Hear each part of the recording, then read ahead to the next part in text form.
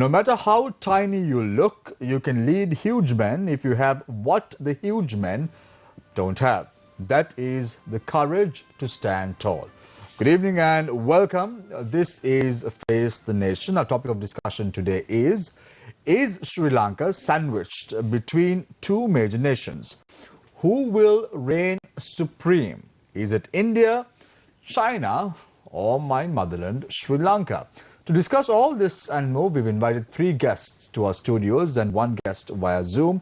Joining us this evening on the show are Harim Peris, former advisor to the Ministry of Foreign Affairs, Edmund Jayasinghe, former secretary, Ministry of Media, Tourism and Civil Aviation, Dr. Atulasiri Samarakon, senior lecturer, Politics and International Studies, Open University of Sri Lanka. Also joining us via Zoom tonight on Face the Nation is Dr. Manik Wakamura, senior lecturer, Department of International Relations, University of Colombo. Let's start off tonight's show with Mr. Edmund Jayasinghe, former secretary to the Ministry of Media, Tourism and Civil Aviation. Mr. Jayasinghe, are you in any way apprehensive regarding the docking of the Yuanwang 5 in Hambantota? Yes, because that has brought in a lot of issues Sri Lanka has to handle, and naturally it's entangled. Those issues are entangled with our regional power as well as another major power in the Asian region. So we are facing the difficult task of sorting out things in terms of our national interest. So eventually we should look after our national interest. That's in the last analysis in the conduct of foreign relations. But we can't operate in isolation. We have to take into account the reality in the region as well as global issues and global players. So we are really caught up in a situation. Mr. Jayasinghe, do you in any way think that this is the first step by the Chinese government to militarize the region in terms of the Indian Ocean right now? Well, Chinese diplomacy, as you know, was somewhat docile to some decade or so. But when China started emerging as an economic power, obviously with that, intention of China seems to be to spread its tentacles to other areas and also wield its influence as much as possible. And that could be seen in many fashions. Again, I should say, in terms of China's interest, China is acting on its own interest. Must India be really worried about what is happening right now as far as the Yuanwang 5 is concerned? Yeah, it's a sensitive issue to India because India is a regional power. And anything disturbing the equilibrium or balance, security or other interests, India will naturally get disturbed. If you look at diplomatic relations with China began on the 7th of February 1957. Diplomatic relations with India following independence began in 1948. However, nearly 2,500 years of collaboration with India over the years as far as Sri Lanka and India are concerned in terms of mutual interest and so on and so forth. Do you think that this is a time that we would see straining of relationships between China and India at this very moment of time? Certainly not. Certainly not. But traditionally it appears that India and China, both emerging powers are right at the moment, want to establish and put their seal in the scene as powers to be reconciled with. So in that situation, both being in the Asian region and we, Sri Lanka, being there, so naturally we get caught up. But it's up to us to sort of navigate our way in a professional manner and in terms of our interest. Do you think the present regime, Mr. Jayasinghe, because we know the current Minister of Foreign Affairs was appointed to the portfolio only recently. It is the first time that he's being a minister as well. He was the Minister of Justice before, then he became the Minister of Finance within a very short period of time, and now he's the Minister of Foreign Affairs. Do you think he has the ability to navigate us through this mess? Well, you need certain degree of professionalism in handling any job. Now, he's a lawyer, experienced lawyer, very senior lawyer, but he came to politics very recently. So, in that sense, he lacks experience. So much so, this particular minister himself, when he was appointed as the finance minister, he was not that willing to continue in the position. Because he said he is not the correct person. So likewise, foreign relations, also conducting foreign relations, is a highly professionalized, specialized job. It's a big job. Big job, and it's a specialized job. Unfortunately, Sri Lankans think that anybody can conduct foreign relations, and anybody can go as ambassador or minister, be appointed, which is a serious mistake. This is not only this regime. This started some time back. So things have deteriorated as well as in other areas. So we have to wait and see how this ministry is going to handle this, particularly at a critical time like this. Do you think he has the capability to navigate us from this mess? From the point of view of foreign relations experience, well, I really don't know. But as a professional with kind of requisite sophistication and that kind of thing, he may be better than some of the people we saw in the past in the position. Right. Thank you very much, Mr. Edmund Jayasinghe, former Secretary to the Ministry of Media, Tourism and Civil Aviation. I now move my attention to Harim Peris, former advisor to the Ministry of Foreign Affairs. He was the former advisor to the ministry during the celebrated time of Minister Manga Samarwera at the helm of the Foreign Affairs Ministry. Harim, interestingly, tough times ahead. Do you miss your old boss? Definitely. I think he was one of the most successful of our foreign policy stewards. His own, certainly the person that he liked to model himself after or draw inspiration from was the late Minister Lakshman Kadirgama, whom I think he would say was probably Sri Lanka's most successful foreign minister, the foreign minister who kept an international coalition together of support for Sri Lanka in fighting against the LTTE. Also, I think if one looks at the current situation and particularly what Minister Mangala had to do during his tenure as foreign minister, it was very much that Sri Lanka had lost its way with regard to the balance in its relationship between India and China when it came to 2015. And therefore, what was really required was a rebalancing of that relationship. And I think that rebalancing was something that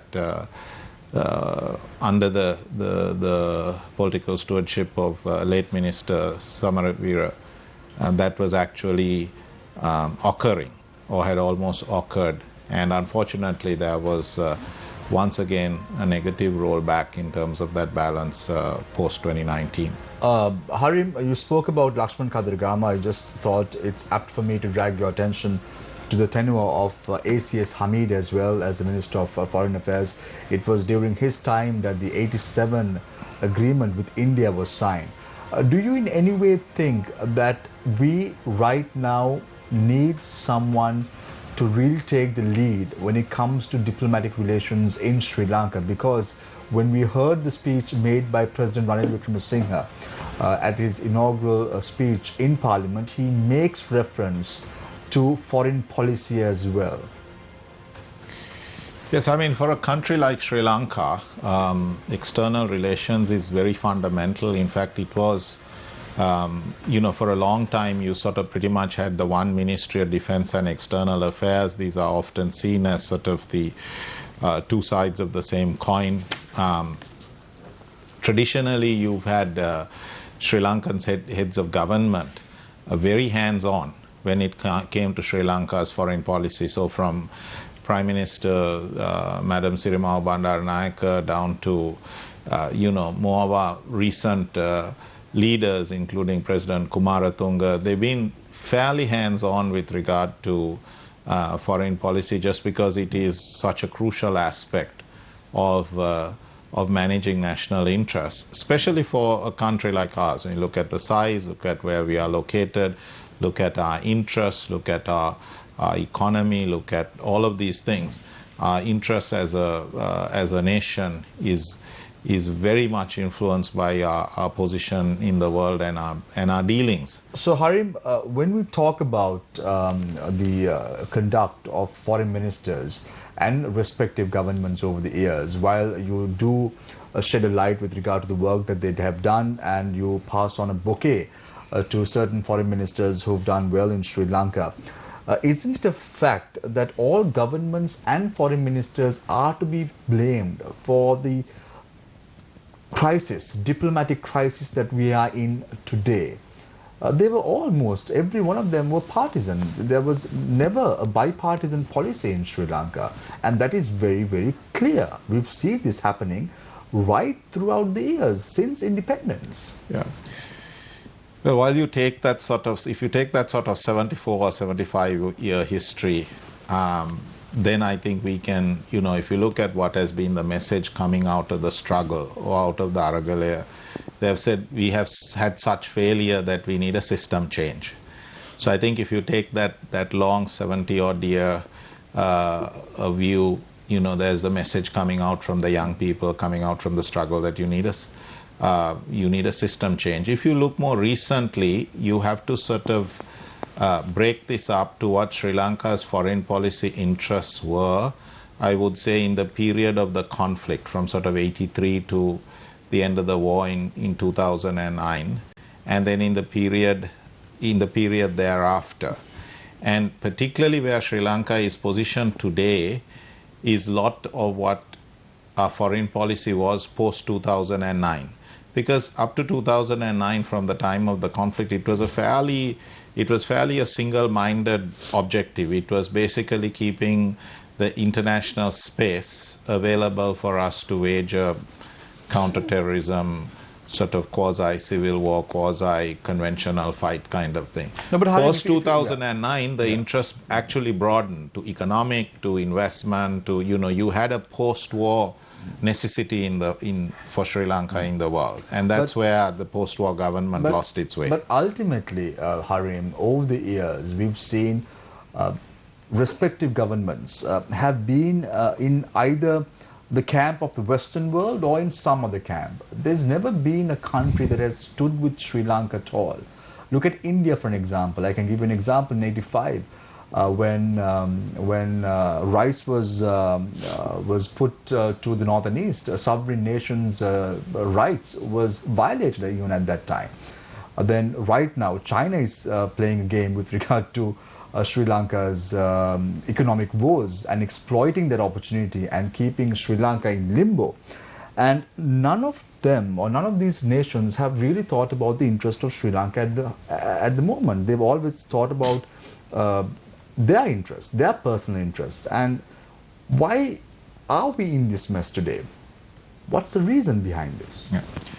So I think firstly it is to understand that in relationships between nations, very much a bit like probably between individuals or something, nations do pursue their own national interests. That is, and they should, that is the priority that they have, that's what their own voters and populations would require. So that countries pursue their own interest.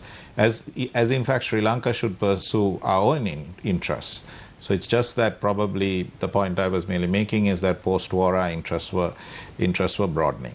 When it comes to whether we've been in a particular camp or not, it depends on the global architecture. So prior to the fall of the Berlin Wall and when the world was a very unipolar kind of thing, technically we were in that non-aligned space. Exactly where, how non-aligned we were, where the non-aligned space is today, and what kind of world we have today. Are we unipolar with just the US as a superpower? Are we multipolar? Are we heading towards a multipolar?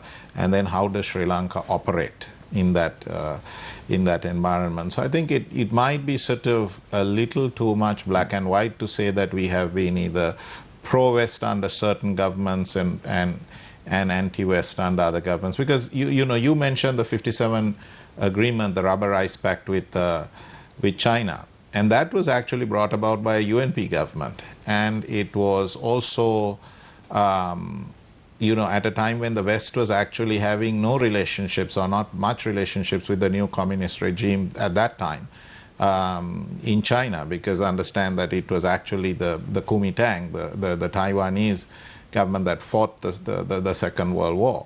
Right. But we did it without antagonizing the West. So I think that's the possibility that Sri Lanka has. It's what our foreign policy is capable of. Thank you very much, Harim Peris, former advisor to the Ministry of Foreign Affairs. Momentarily, we will grill the panelists with regard to what should be our foreign policy in terms of the future. I now move my attention to Dr. Atulasiri Samarakon, Senior Lecturer, Politics and International Studies, Open University of Sri Lanka. Dr. Samarakon, we all know that Sri Lanka is in a political and economic crisis at the moment. But right now it seems we are not just talking about politics and economic crisis alone. We're talking about a diplomatic crisis. What is your take on this?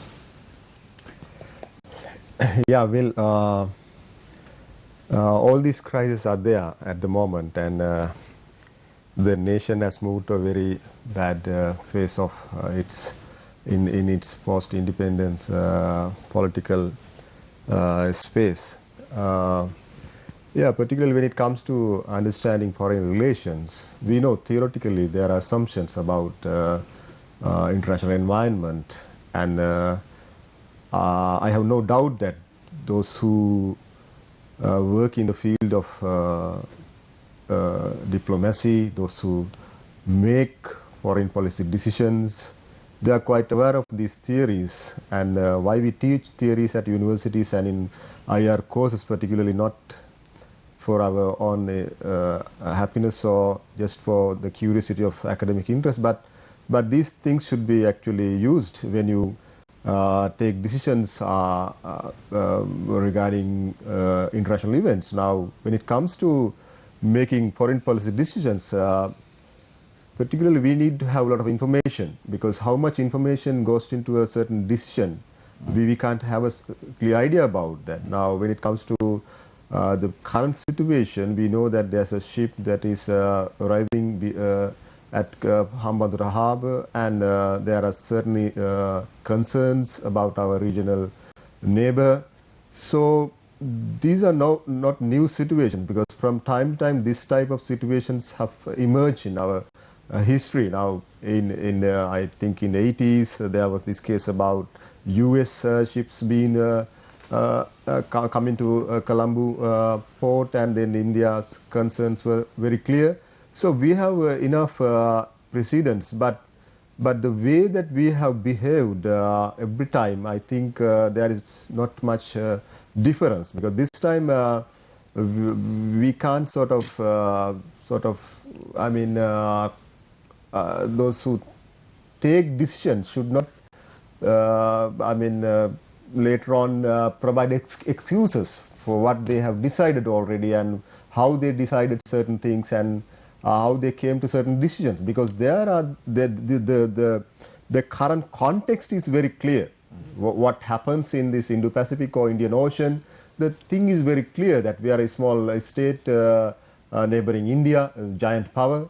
The similar case with Taiwan and China. I mean, structurally, both Taiwan, China case and India, Sri Lanka case, there's no difference. There's a structural similarity. Therefore, there's a bigger responsibility with those who make decisions.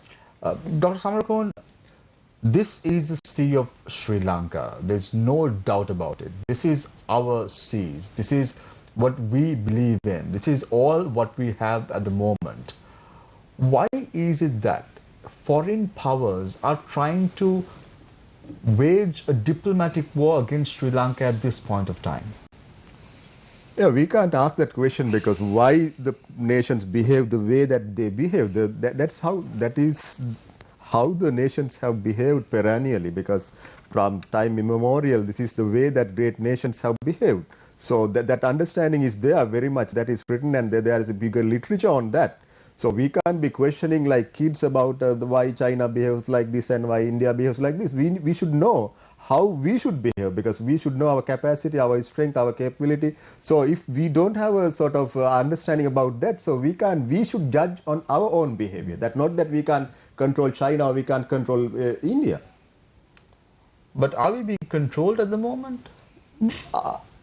I think that we don't have a choice, because when we are sort of in a very much a dependent patron-client relationship, and our capabilities are very much less, and when it comes to diplomatic sort of decision making is very poor, and so we are at a very, very poor situation, and we don't have much choice. But we always have a choice, don't you think so, Dr. Samarako? It's not about having your tail between your legs. It's about making sure that we stand tall as a nation. Isn't that what politicians should do at least now? Take responsibility for what has happened, because we are right now seeing an economic mismanagement, economic crisis at the moment.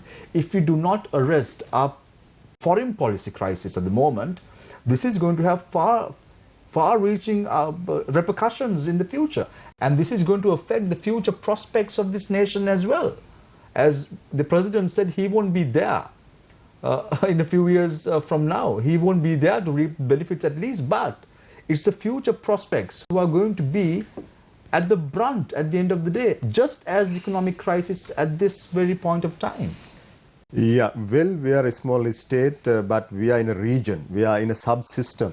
So in a subsystemic space, the decisions that Sri Lanka makes affect the entire region. So when it comes to understanding international security, international peace, it is not the way that it is not in the similar fashion that we understand about local politics. So there's a difference between local politics and international politics. So locally we fear anarchy, struggles, etc. Similarly in the international arena, the larger nations always fear international insecurity, international anarchy, because if something happens in the Indian Ocean, it's going to affect the interest of not only about the leadership of the head or the head of the government, but it affect the people of the region basically. Now look at India. India is a very big nation. Population is more than 1 billion. So they consider the things very sensitively. They think that if something goes wrong in the Indian Ocean, if their information is sort of captured by others, and if their interest is harmed, so they think that is certainly affecting them. Similarly, China also has the same concern, right? So therefore, I think as a nation who has to deal in a sort of very balanced manner with both these powers. So we have a larger role, I think. Right. So thank you very much. That is where we have gone wrong. Thank you very much, Dr. Samarakun, Senior Lecturer, Politics and International Studies, Open University of Sri Lanka. I now move my attention to Dr. Manik Wakamura, Senior Lecturer, Department of International Relations, University of Colombo. Dr. Wakamura, before I came to the show today, I Googled Yuanwang 5, and what came up was the Yuanwang class are used for tracking and support of satellite and intercontinental ballistic missiles by the People's Liberation Army Strategic Support Force of the People's Republic of China. This would send jitters down the spine of any nation. Are you apprehensive about it? Shamik, could you kindly repeat the last part of your question? So what I said was, before I came for the show this evening, I Googled Yuanwang 5, and what came up was the Yuanwang class are used for tracking and support of satellite and intercontinental ballistic missiles by the People's Liberation Army Strategic Support Force of the People's Republic of China. When the Chinese government announced that this type of vessel is going to be docked in the south of Sri Lanka, won't that send jitters down the spine of any country? And why would Sri Lanka allow that? I don't have a short answer, but we have to look at things in a little more broader perspective. I think we have to very clearly see the security and the strategic developments that are encountering in the Indian Ocean. And we obviously have to look at the capabilities of both India and China, who are at the moment confronting each other on the research vessel entry into the Indian Ocean. Sri Lankan standpoint here is a minimum consideration. I think we have to look things in a much more broader perspective. As I told you, it is something that Chinese interest is what looking from the security point of view and from the strategic point of view, and how they would pursue their entry into the Indian Ocean region as a whole. And it is not only Sri Lanka as a small state that would encounter a sort of strategic dilemma or a security dilemma at this stage, but many other reasons that are in the Indian Ocean region as a whole, and particularly India as a great power, and who has very clearly declared its interest, current interest, and also their foreign policy directions for future interest in the Indian Ocean. They would realistically look at how the Chinese entry with a research vessel in this nature of surveillance or this nature of investigation power can basically counterbalance its interest in the Indian Ocean region. So I may look this in a very broad perspective, and Sri Lanka in this case has to play a very vigilant role. We know the fact that we have dealt with India for centuries, as well as we have very good relations with China. But apart from all of that, the situation is a very fragile and a very vigilant situation, and Sri Lanka has to play a greater role by by looking things in a more rational manner. Not just that we discuss the reason why it enters to our territorial waters, but what are the repercussions, what are the consequences, or the opportunities that we may as a country face in future has to be considered at this level. Dr. Wakamura, most Chinese projects are white elephants that have been carried out in Sri Lanka. Let's look at the Hambantota port, for an example. The Sri Lankan government had to sell it back to the Chinese. Look at the Nenum Kuluna, which is the Lotus Tower that has been erected in Colombo. And we see this happening not only in Sri Lanka. We see this happening in East Africa. We see this happening in Pakistan. Is there a hidden agenda behind all these projects?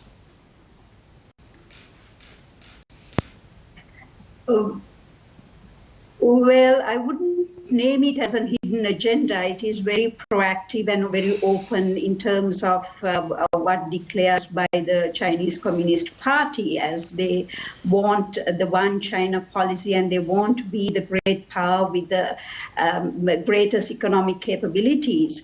And we know the fact very clearly. There are one Belt, One Road initiative is one of the very powerful investment, international investment plan that connects east to west. So in that case, China is very clear about how they deal with small powers and how they, encourage investments. And also to basically, if you look at some of the Communist Party strategies, they come up with ideas like soft power encroachment, being able to handle the soft balancing. So what you're saying, what you're saying, in other words, is, Dr. Wakamura, the strategy of the Communist Party of China is to trap small nations like Sri Lanka. Is that what you're trying to incline? I think we don't have to make ourselves trapped. We will. But aren't we in a trap? Aren't we in a trap at the moment? I would agree to a certain extent to that opinion, because we have not smartly, basically for the last few decades, we have not smartly handled our foreign policy. We have to look at things more than the conventional ways of looking at our foreign policy from the neutral point of view, from the non-alignment point of view, because in most of the strategic situations, there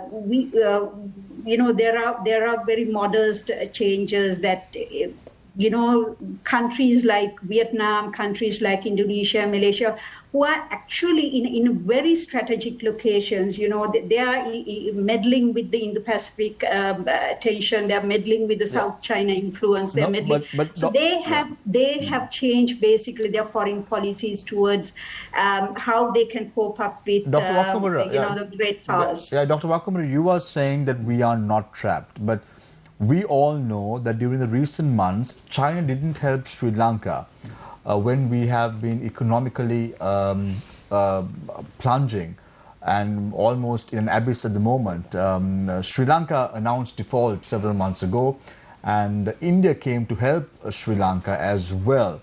And now we are in an embarrassing situation because of politicians, because of political parties, and they have to be held responsible, isn't it? Well, my opinion about the trap, I didn't say that I completely reject that opinion. We are, to a certain extent, economically trapped by great powers, including China. Not only include China, but also we are actually now receiving huge amount of credit loans from India. Due to our economic, crisis situation, we've taken, loans from not only, these bilateral loans, but there are quite a lot of multilateral loans that we've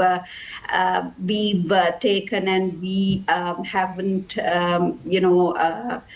taken steps to pay them back regularly. So the economic crisis situation, what we experience currently, is because of the debt trap and the economic, mishandling that we've had experienced for last. So what you're trying to say is, both countries are exploiting Sri Lanka's current economic woes for their own benefit, and as a result, Sri Lanka is sandwiched between two major powers, India and China.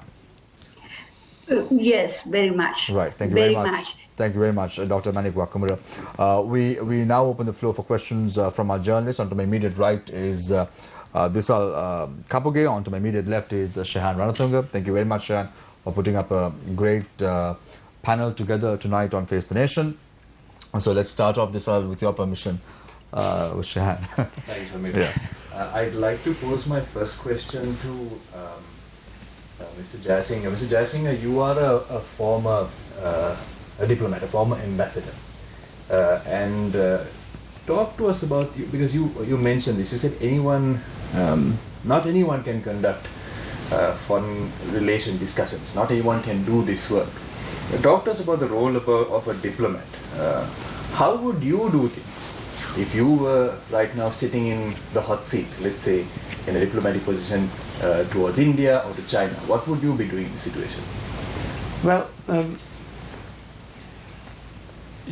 to start with, the basic premise is that we have to have fairly good, sound relationship with the countries we are dealing, right? We had that reputation and stature sometimes ago. So, for instance, now with India, we had no problems up to a point because they treated, both parties took each other into confidence. So we had not issue, like for instance, if you say Mrs. Bandaranaike's time, right? And India and Sri Lanka were very intimate friends. Leaders could talk to each other at that level and sort out for the citizenship issue.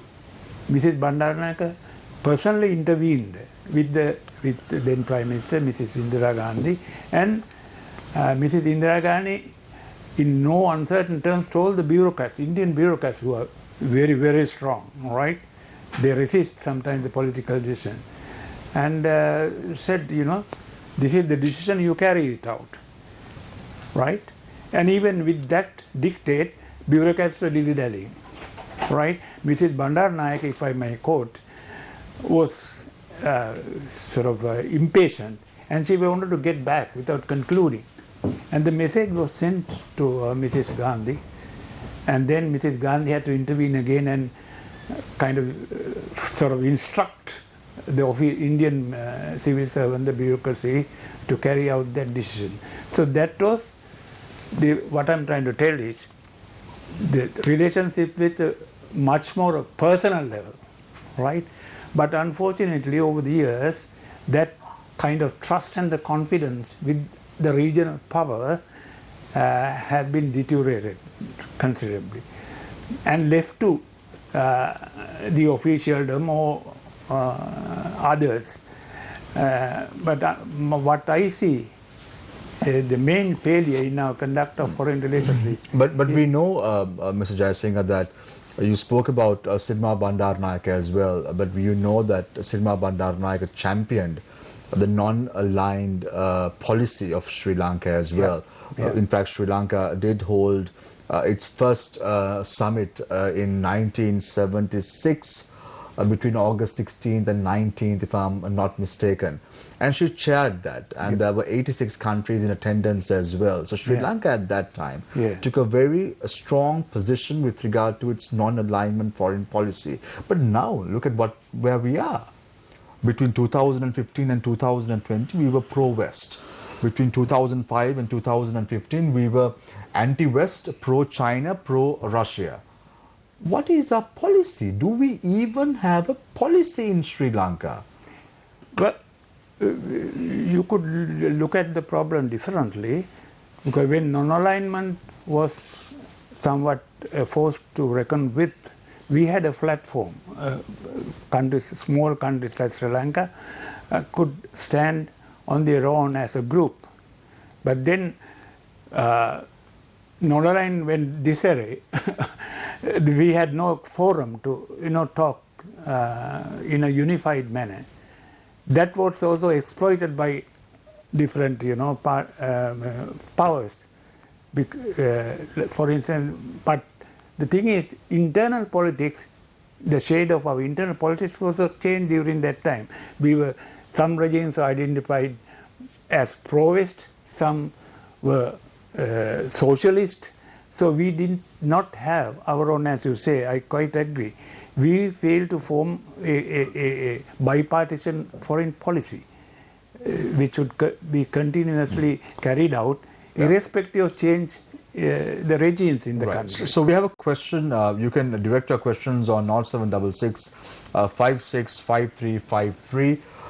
So the question is to Dr. Manik Wakamura, who spoke about Sri Lanka and two nations trying to sandwich Sri Lanka at the moment. So the question is, Dr. Wakamura, are we trapped because of some international conspiracy, or is it because of our own faults?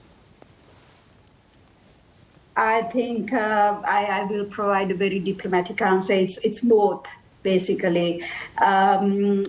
We have to look at our own drawbacks, limitations. Now, on the other hand, we have to look at with whom we are dealing in the strategic question. It's not outsiders, it's India. Which is the only country in the whole world that has the geographically, positioning its name to an ocean.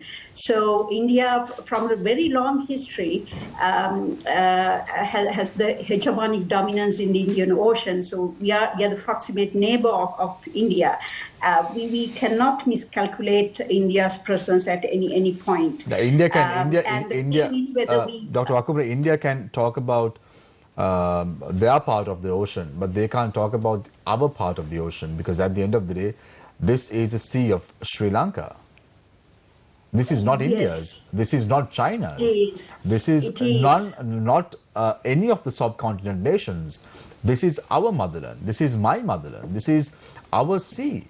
This is the sea of Sri Lanka at the end of the day. And who are they trying to dictate terms to? Well, yes, of course, we can say so. But if you look at some of the very nasty examples in Cold War time, look what had happened to Vietnam. Vietnam has its own territory, but they were encroached by both communist powers and capitalist powers, and they completely collapsed. And if I take Vietnam as a good example of how they have moderated its foreign policy, and nowadays they have officially adapted to the foreign policy in between balancing and bandwagging, which they call themselves as a good example of hedging. And they, by looking at their own experience, they have come to a stage where they have optimized their strategies. They have, again their capabilities to, to maintain the hedging as the counter strategy to meet the great powers' interest in Vietnam. It's not only Sri Lanka. If you look at some of the Middle East states, how they were basically encroached by great powers. If you look at even developed states like Switzerland, look at what are the great powers that are surrounded by Germany on the one hand, France on the other hand. There were permanent conflicting interests on each other, and Switzerland is in the middle. Yeah, Dr. Wakamura, you spoke about Vietnam. Vietnam currently is growing at 7% economically every year on year. After the Vietnam War between 1950 and 1970. They've raised their head again. They've had the political will to stand tall. And look at where Vietnam today is. Look at where Sri Lanka is. We gained independence in 1948. We had a war. We defeated the war in 2009. We had an opportunity to resurrect our country's economy. What did we do? So don't you think it's the political parties who should be held responsible to the mess that we are in at this very moment of time? If we do not arrest this problem now, it will have far-reaching repercussions in the future, isn't it, Dr. Wakamura? Well, yes, partly the political leadership has a great role to play in determining foreign policy. But apart from that, there are quite a lot of procedural factors. There are norms. There are things like historically valuable causes that we have to taking into consideration when we decide on what foreign policy that we should inculcate and pursue for the benefit of our own country. So there's no disagreement about the political chaos that has impact on limiting the foreign policy direction in our country. Right. Thank you very much, Dr. Wakamura, who's joining us via Zoom. A very quick question to Harim. Harim, Isn't it interesting times? Sri Lanka is in an economic and political mess at the moment, and China times its activity very precisely to exploit Sri Lanka's economic crisis, to ensure that Sri Lankan ports somewhat become Chinese naval bases. Don't you think? As I said earlier, countries pursue their own interests, and China is changing, particularly its foreign policy is certainly becoming more assertive globally as it has, as its economic clout increases. So it's which is actually something quite new for China, not just in the Second World War, post-Second World War era, but if you sort of think of it sort of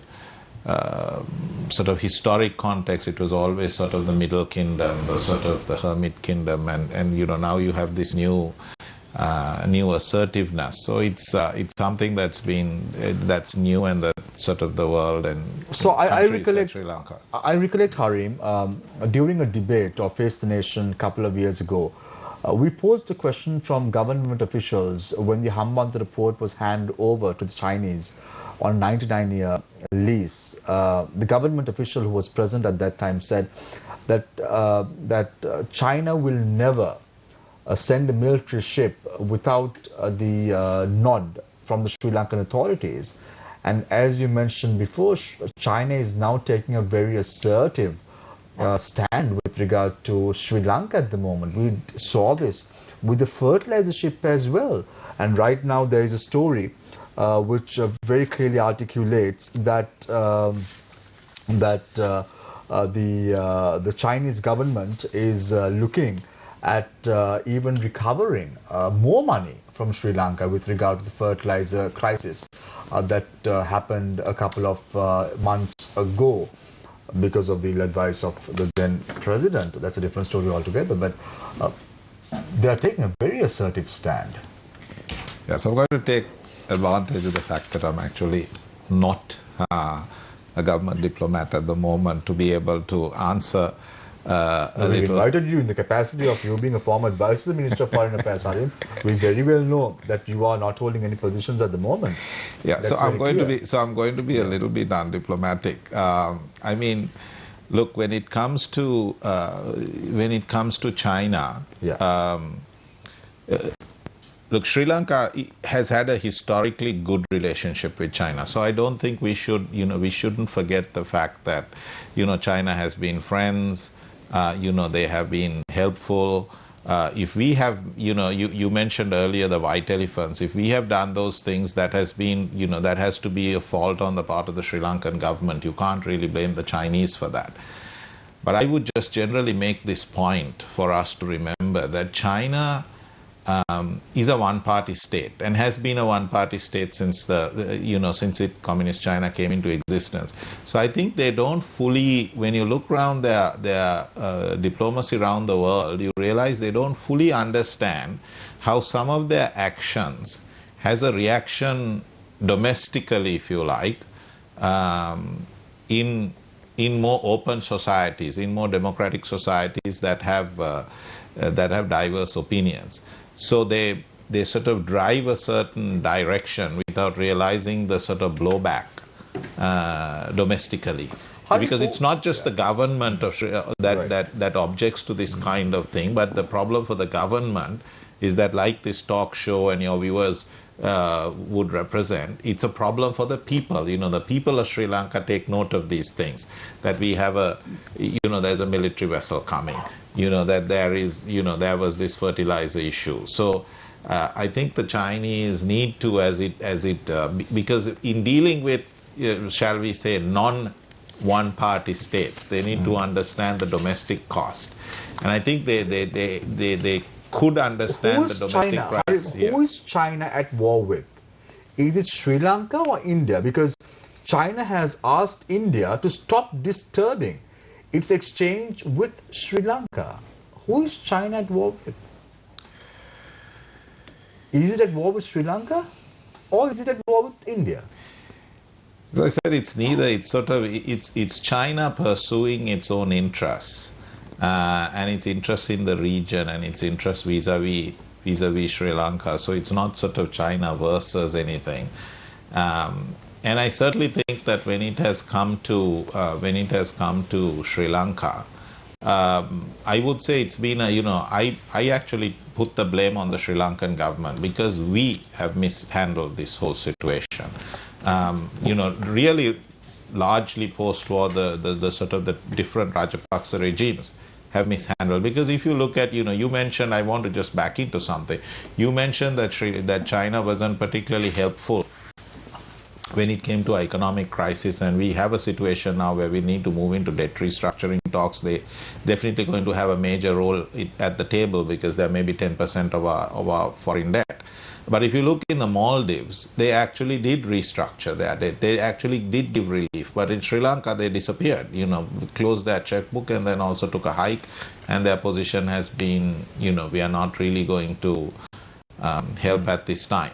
So I think they need to understand, or it would be, one would hope that they would more understand the domestic cost, the domestic political cost in Sri Lanka.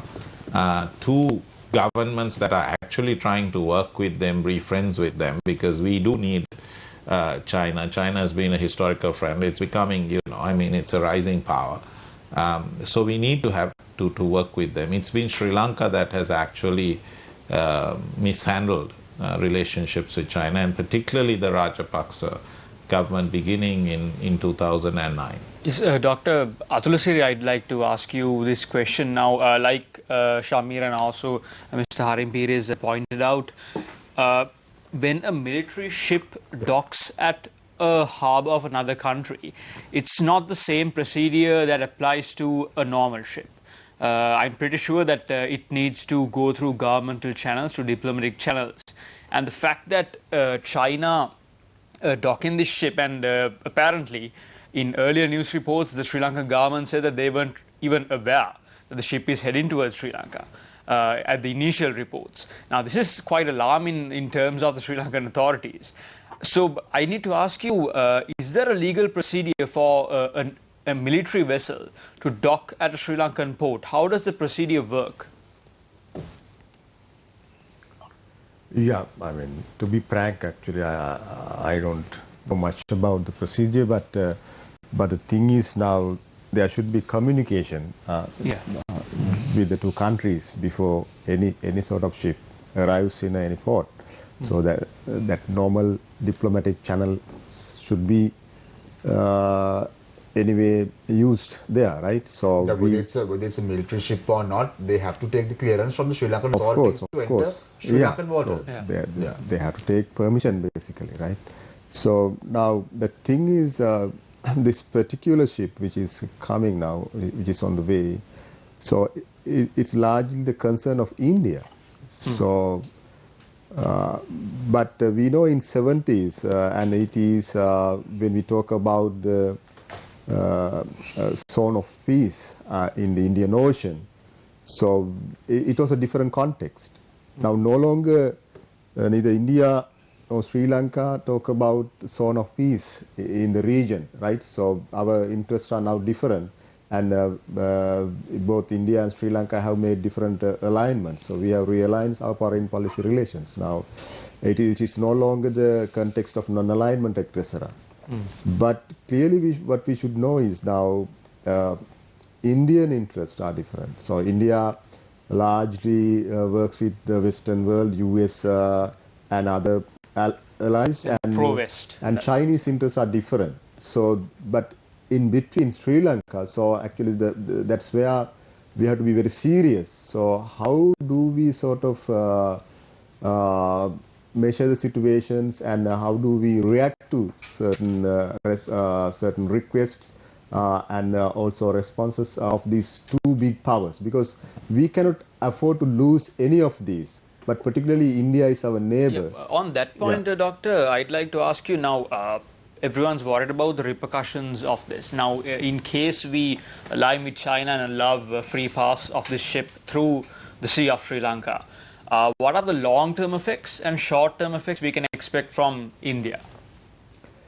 Yeah, I mean, when we use, I mean, words like being aligned to a nation, right? So you can sort of policy-wise, you can have a certain policy towards a nation. So Right.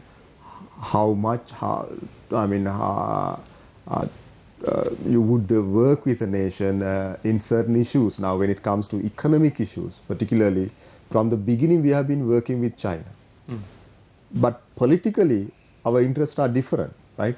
We have been a democratic country, and in the democratic world, we have a certain recognition, right? So our politics, our economics, and our other relations, those are separate spheres actually. But in the recent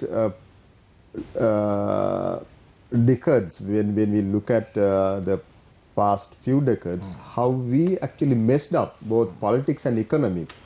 So there's sort of lesson that we need to. So to my question again, Doctor, like what can we expect in terms of a reaction from India? Like, would they stop aiding us with the help that they've been giving us so far, or what kind of reaction can we expect? No, at the moment we see that both the states now, both China and both India, are not going to stop. I mean, they are going to show their power. So that's how nations behave, because both are claiming that they can sort of they are correct in their stances, right? Because now what India claims as their security interest, right, and how China claims their right to sort of have an independent relation with Sri Lanka. So seemingly both these claims are sort of have a sort of legitimate sort of basis. But what is the legitimacy of China coming to the south of Sri Lanka or entering the sea of Sri Lanka? No, so you should not sort of misinterpret what I mean by legitimacy. Yeah. So now Any India nation may have their concerns, because this is just not a warship. This is a monitoring, probably a spy vessel, which has been dubbed internationally. So then how come China is legitimate in their approach? No, so this word legitimacy, I think, should not be sort of interpreted in the wrong way. But I mean, China has its own rights to conduct any policy with any country. So that is how any nation would sort of state its independence, its sovereignty, etc. So similarly, Sri Lanka also, whether it is small or big, can utter the same thing.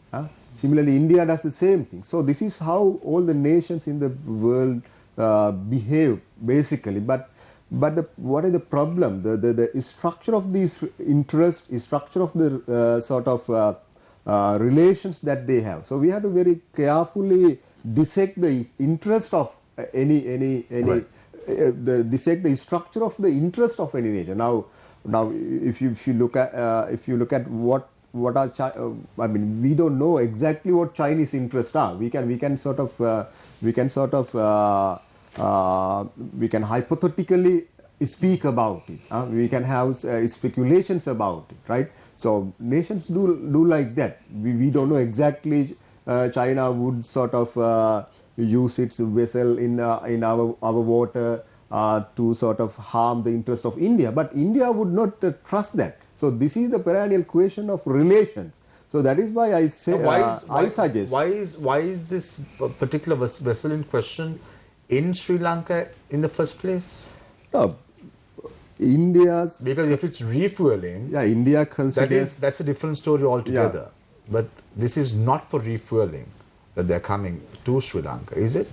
But that is what China says. It's going to sort of get Pacific Harbor, right? But even the intentions are not clear. So we can't judge the intentions of the nation. So No, but that's when where it's, a we're wrong, military, actually. when it's a military vessel that is arriving to the port of Hambantota, Yeah. which enters the Sea of Sri Lanka, Yeah. don't you think that the government in question has a legitimate right to state its objectives so it won't disturb the other nations like India, for an example? Because mind you, Dr. Adusari, this is not the first time that such a vessel is arriving in Sri Lanka. A lot of people think that this is the Yuanwang 5 is the first time coming to Hambantota. Let me drag your attention 2014. Chinese submarines were docked at Sri Lankan ports at one time, and India did raise questions even at that time, but it went unheeded. But now, because of the economic crisis that Sri Lanka is in, they're showing their muscle, both countries are showing their muscle to twist the hand of Sri Lanka. Yeah, well, you are very much, correct there. So that is why at the very beginning I told. So the decision was first, with us, right? So we should have taken the decision. Now, that is where we need to particularly have a very good understanding about this structure of the interest, right? So take my term, structure of the interest, not just the interest. So we know that your interest may be your power, enhancing your power, right? Your capability, your influence in a particular region. So this is something in general we know about all the nations. But when you particularly deal with a bigger nation, so you have to be careful of the structure of its interest. So we know what China may be going to do, right, in the region, and we know why China is building ports, right, and we know why China has introduced this BNR project, right. All these informations are there. We have a reading about why are they building all this? Why are they building ports? Why are they building I don't think these are right questions to ask. Because why? Because you say we all know. You say we all know. You say no, we can give a theoretical. I don't know why they build, but we can give a theoretical explanation. So their ambition is to become a great power, great nation, a superpower maybe. So those ambitions are there. Okay, right. So any nations can pursue their. This is my last point. Yeah. Any nation has a right to pursue their interests in a legitimate manner. And as Immanuel Kant said it very clearly, so nations should also have a moral obligation, right? If they breach the moral obligation, so there is always war. So we as a small state is unable to stop a war if China and India wants to fight. Yeah, right. So let them fight. Yeah. But I don't think that they will even go for that, because it is not the right decision that they can afford this time. Yeah. So they can't go for a war. So I don't think this showdown of words, etc. will ultimately we will expect that they will not confront physical. Right. So we can't. This region need peace. That is what all these great powers should understand. Right. We are not a small state. It's small in the same time, in capability-wise. We are a proud. Our nation, proud, pride, etc. Those are, out of the theoretical realm of IR. Yeah, so when we talk about our pride, our nation, etc., that is total. Really, that is how all the nations talk about their nation, etc. Right? We love our nation. That's a different case. But we have to behave in the world. We have only one world. Mr. Jayasinghe, now Sri Lanka's Minister of Foreign Affairs, this is the latest development with regard to this story in question. Sri Lanka's Minister of Foreign Affairs requests the Chinese embassy in Colombo to postpone the visit of the vessel Yuanwang 5 to the Hambantota port between 11th to the 17th of August. So the Sri Lankan government has right now decided that they will postpone this visit. So there is no rejection of the invitation. This means, what I gather with the term postponement, meaning this will happen in the future. Won't such a statement itself anger the Indians who are helping us now? Certainly, India would not accept such a position because, as you said, postponement is there is a possibility It may happen in the it future. may happen in the future. Yeah. That's not what India is looking at, right? So to that extent, India will be displeased. And in any case, even if you postpone or if you get given to Chinese or Indian influence, it will be self-defeating for us in any way, because we have got into a situation, kind of a catch-22 situation. We have walked into it, now we are trying to retreat. We have handled the issue quite unprofessionally, because we can't blame China or India, as my friend said. We should first, when such a request is made, professionally assess and examine it. And this is not a difficult thing, as now you said you Google to find out what this ship is. What the ship is all about. What the ship is all about. People are talking about Yeah. Yuanwang 5, and I was thinking, before I came to the show, I need to get some in-depth about this particular vessel in question. Yeah. And that was the definition I saw. Yeah. And that did raise an eyebrow when I read it. And I felt that any neighbor would be concerned when it's a communication vessel which is supposed to look into the systems, communication systems of other nations. Yeah. Because right now we are very well aware, Yeah. Mr. Jayasinghe, that India is the garage of AI. They do a lot of deep machine learning. They do a lot of artificial intelligence. They do a lot of engagements or education with regard to predictive analysis, and all this is in a big threat at the moment, don't you think?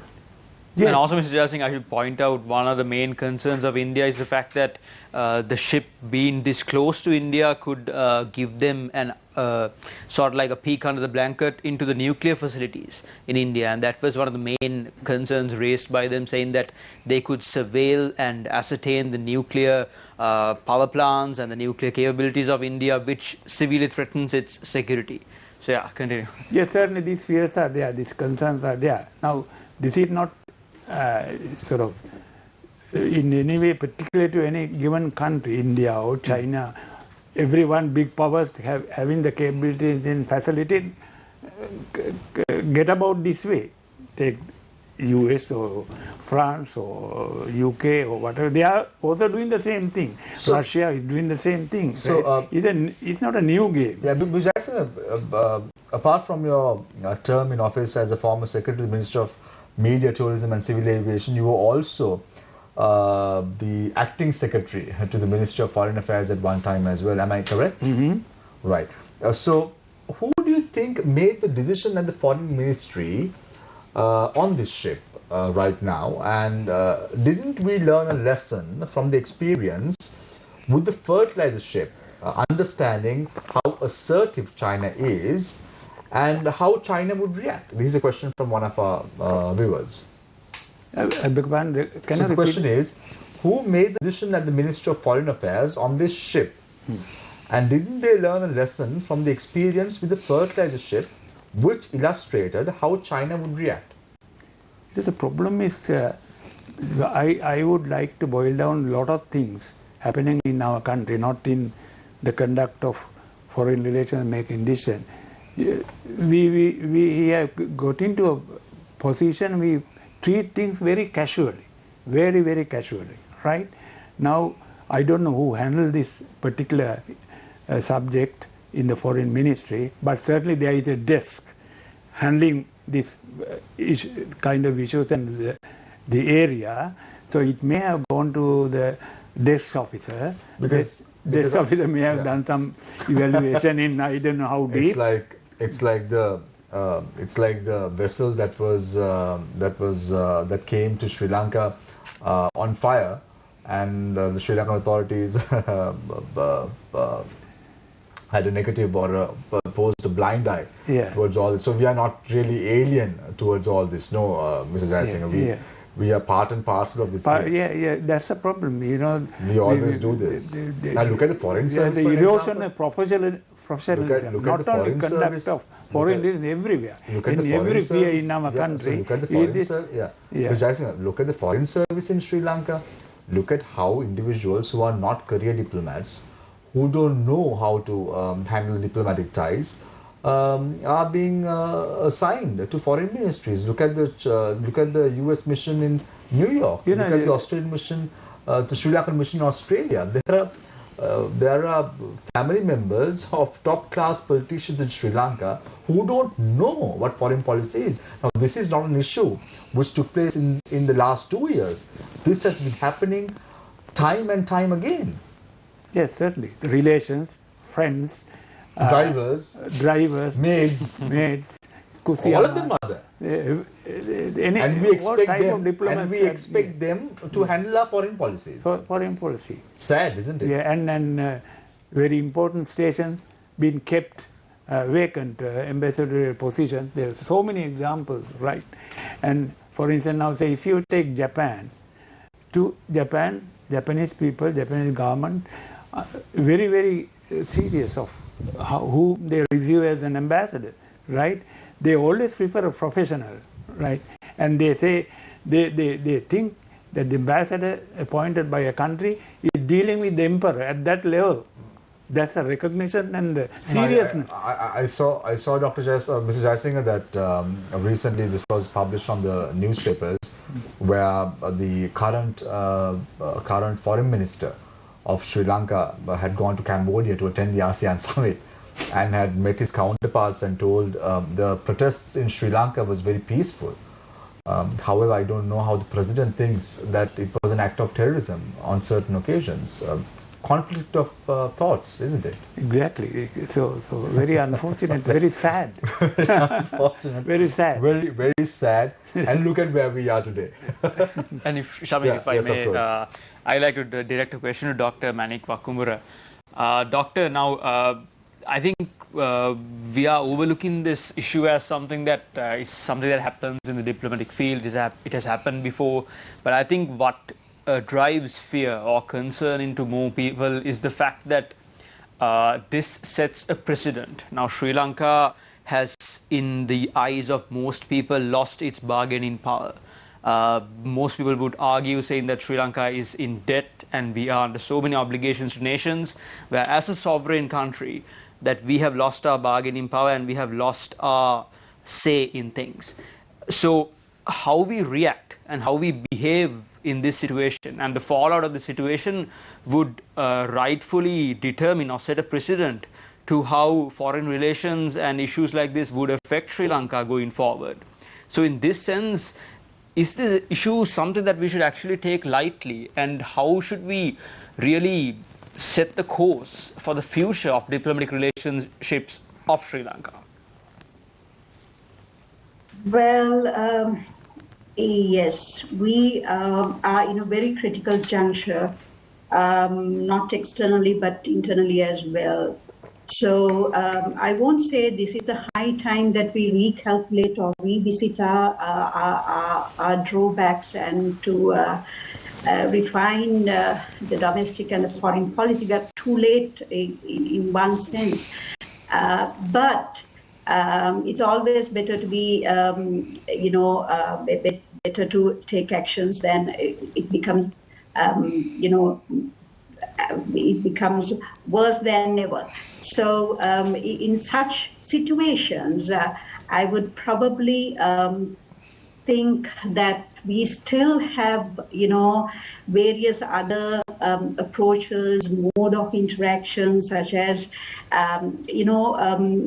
Sri Lanka actually is a part of United Nations. We are a sovereign state since 1955, and we have a good record of, some good records of diplomatic facilitation, good representation, in the process of demilitarizations, in the process of denuclearizations and all that. So we can learn from our own lessons and revisit them very thoroughly and see what best policies that we can take into our future.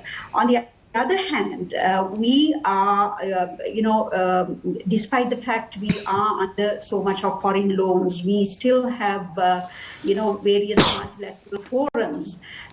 We are a part of Bretton Woods. That is why IMF is, in its very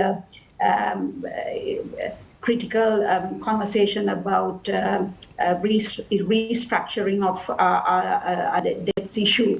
And we have other forums like IORA, Indian Ocean Rim Association. We are part of BIMSTEC. We are a part of Shangri-La Dialogue.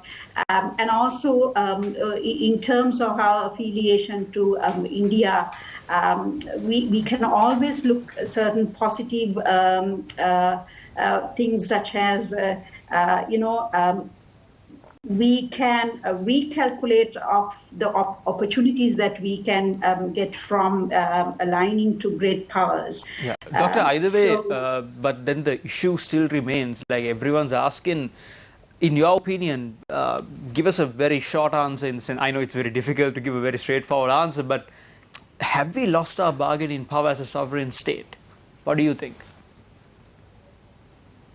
Technically, I would say no, because Sri Lanka is a sovereign state, and we are a part of United Nations, and have a great establishment to maintain as an independent sovereign state under the international law provisions.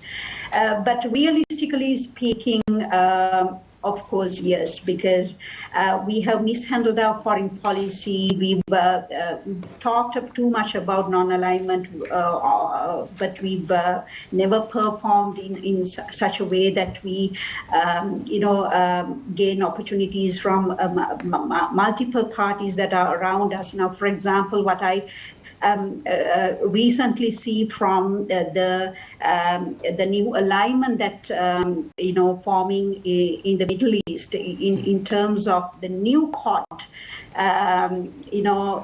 which India is recalculating its strategic ties with the West Asia. So likewise, countries are very moderate in terms of foreign policies. They time to time make very drastic foreign policy changes, as we cannot assume that international affairs is a very static one. It's a very much of a dynamic establishment you speak about platform. Dr. Wakamura, you speak about Quad. In fact, I want to pose this question to you earlier on as well, because you spoke about Quad. Before I move to Harim, I'll pose this question directly to you. We know that the Quad was initiated in 2007, and in 2008, when Kevin Rudd became the Prime Minister of Australia, there was a lull. They withdrew as a fact. Then the Quad broke up. Quad consisted of Australia, India, Japan, and the United States, and it was dubbed as the NATO for the region, because we speak about NATO, how they play a big role in the European region. It was named as the new NATO in the region. Do you think China is troubled that the Quad is being now strengthened with countries like New Zealand, South Korea, and Vietnam entering its pact in 2019? Do you think that the situation would become far worse for China if Quad is more strengthened moving forward? Well, Quad was basically its name as the Quadrilateral Security Dialogue. It was formed initially for very common interests, such as establish maritime security within the alliances, including the 4 states that you named: India, USA, Australia, and Japan. But later on, it is correct that it has formed, converted into the security form. No, but Dr. Wakamura, let me drag your attention. In 2007, when the Quad was formed, there was joint military exercises of an unprecedented scale titled Exercise Malabar. So the intention was, the Quad initially was very direct. It was about military, isn't it? Well, it was basically about maritime security. Right. Okay. Nevertheless, the fact there were military, operations in the nature of, trainings that had happened in the Pacific Ocean. But later on, they very clearly claimed that they are standing together for counter-China attempts, Chinese enlargement in the Pacific region. But on the other hand, what I can tell you in terms of your question related to NATO and the Quad, it is still very, very new that we will not be able to, tally the NATO structure and its, its operations equal to what is planning in the quadrilateral dialogue. It's not a similar sort of an organization. They're both have different objectives in its establishment and its persuasion. But of course, there can be a potential imperative that the Quad will impact on military interests if China, basically. In terms of Taiwan, in terms of South China Sea, if China starts moving on militarily, then the Quad will definitely respond militarily to counter China. But it's too early to compare Quad and NATO. I don't think we have fair comparison between the two organizations. Because it's very clear that the NATO was formed after World War II. And their objective was to make sure that the 30 member states are secured. And look at what mess it has created for Ukraine at the moment, isn't it, Dr. Wakamura? Yes, and NATO has, since the end of the Cold War, like after 1990s, NATO has, restructured its objectives. It has this strong Article 5 on common security objective, like to, consider any attack to a NATO member is considered as an attack to all members likewise. So everyone militarily, collaborate to counter the attack that, come against its member state. But nevertheless, the fact, its constitution says so, it has revitalized its role to a more of a humanitarian, operation, facilitates the Security Council. Thanks, Dr. Wakamura. We'll connect with you momentarily. I just want to quickly pose a question to Harim. Harim, we have a question for you from one of our viewers who are getting engaged on via the SMS 0766565353. The question is, what foreign policy are we talking about here in Sri Lanka? The viewer thinks that we don't have any foreign policy at all. Simply, it's ad hoc policy. If at all, we have an economic crisis and a foreign policy crisis. But most importantly, political crisis. Currently, we have an unstable government, a government who does not have the mandate of the people to govern. How do you view this? I tend to largely agree with the question. We certainly have a government that does not reflect the sort of the view in the country, and definitely a government that has lost its mandate. There is no way to be elected to say you're bringing vistas of prosperity and splendor, bankrupt the nation, and then still run around claiming that you have a mandate. And so, completely agree with that. If you even look at the concept of a national government, you haven't indicated, for how long is this transitionary heading towards elections, or also. But the President had told the SJB that it's a all-party administration that he's looking at. Well, you don't buy that. Well, I think you have to have a transition. No, he had changed his stand. Now, it was an all-party government before, right, but he had communicated to the SJB that what he's looking at is an all-party administration. Yeah, I think the key issue is whether it's an interim arrangement, whether it's an interim that heads to elections that actually brings about a that brings about a government that has a popular mandate, because Sri Lanka is a democracy and we need governments that are legitimate and have the consent of the governed. That's just a necessity, and the whole argument that we can't afford elections is utter rubbish. The cost of our election is not going to be much more than the interest payments on the new buildings that are being done at the Kotalavala Defence University. So it's we just need to head towards that. But getting back to foreign policy and the particular, India and China, there is a recognition that we had to have, and there is a difference here. China is our friend, an important friend, but India is our neighbor. You don't ever choose your neighbor in international relations. It's just a fact of geography. From time immemorial, India has been Sri Lanka's neighbor, from whenever you think we separated, the Ice Age or whatever. So they are our neighbor. China is a friend. Now, with friends, if you get it slightly wrong, you have a little bit of time and space to correct it. With neighbors, if you get it wrong, you feel it immediately. Also, one has... They're next door. They're next door. But also, there is an issue... They can make our life difficult as well. Well, it's just that with your neighbor has much more legitimate and immediate interests with you. We had Professor talking about the structural frame of interest, but with the neighbor has very immediate interest that one can recognize in the neighborhood, that you would say you have interest in your neighborhood, as an individual. With friends, you can look into what this is. I think the other that hasn't really come up in this discussion is the issue of timing.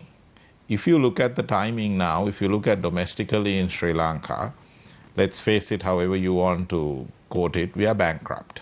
We are bankrupt and we are fully dependent on Indian assistance to keep going. Until we get this, so let's say until the whole IMF thing that the president is talking about, Wickremesinghe was talking about. And even then you would, so India is a key development partner for Sri Lanka, because they're there. As is China. But I think the other thing to recognize at the moment is the it's unprecedented, almost an undeclared war that is going on in the Taiwan Straits. You have missile launches, you have live fire exercises, you have basically war games that is almost simulating a Chinese invasion of Taiwan. That's what you really have. Now, you could say, look, China will never invade Taiwan. This is highly you have a war in Ukraine where Russia has, and now you have this. So clearly, I think when you compare these two situations, or when you take the two situations together, here's us bankrupt and dependent on India.